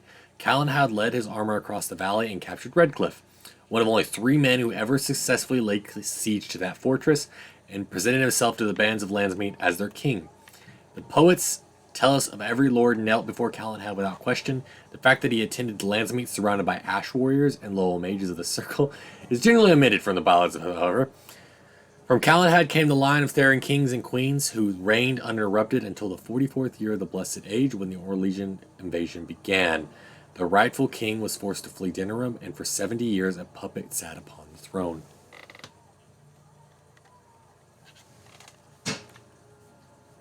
Yep. The occupation. Okay, now we're back in chapter 2. Did you see your text? Yeah. Okay. The occupation was a dark blot on Ferelden's history. Our people, who from time immemorial valued their freedom over all else, were forced to bow to Orlesian rule. The Empire declared our elves property and sold them like cattle. Chevaliers routinely plundered freeholds of coin, food, and even women and children, and accused it as taxation. And for 70 years, no land meets were held, for the imperial throne had declared our ancient laws a form of treason. King Brandel was one of those who escaped. He tried to organize the other fugitive lords to retake their land, but Brandel was neither clever nor persuasive. The nobles preferred to take their chances alone, for Eldon might still be little more than a territory of the Empire were it not for the fact that his daughter had all the charisma that her royal father lacked. The rebel queen's rule began with a midnight attack on the Imperial armory at Lothering. It was swift and successful, and with their pilfered arms, the rebels began a campaign against the Orlesians in earnest.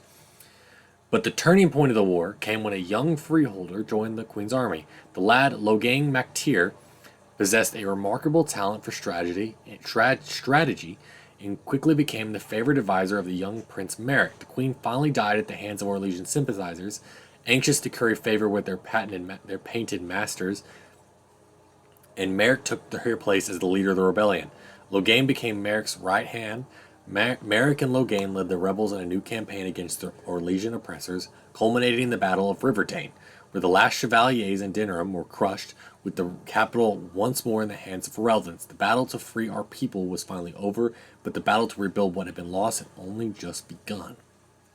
Okay, that's how Ferelden was. Culture in Ferelden.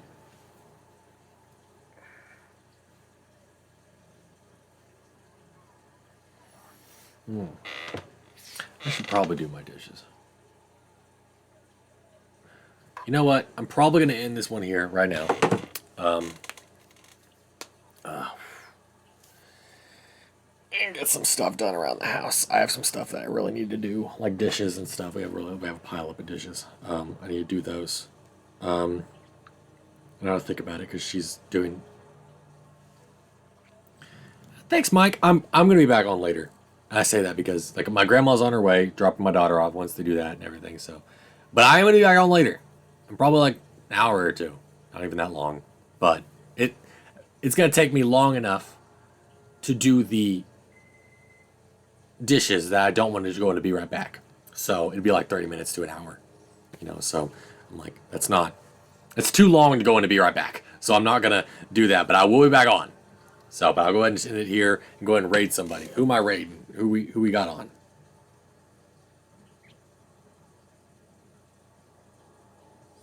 Neon Unicorn is on. Genova is on. Oh, I definitely got to raid Genova. I've never raided Genova. Let's go ahead and do that. We're gonna raid Genova. I think I have, but.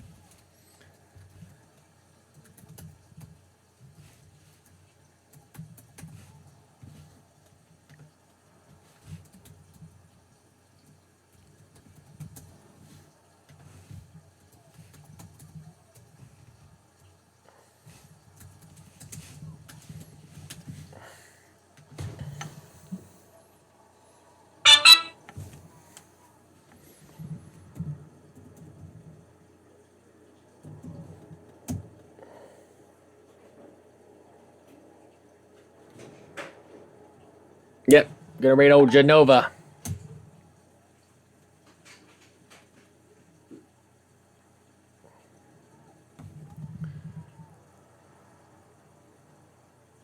All right, guys. I'm gonna go ahead and press the raid button now. I will see you guys in about, and I said about 30 minutes to an hour. If you guys want to come back, feel free.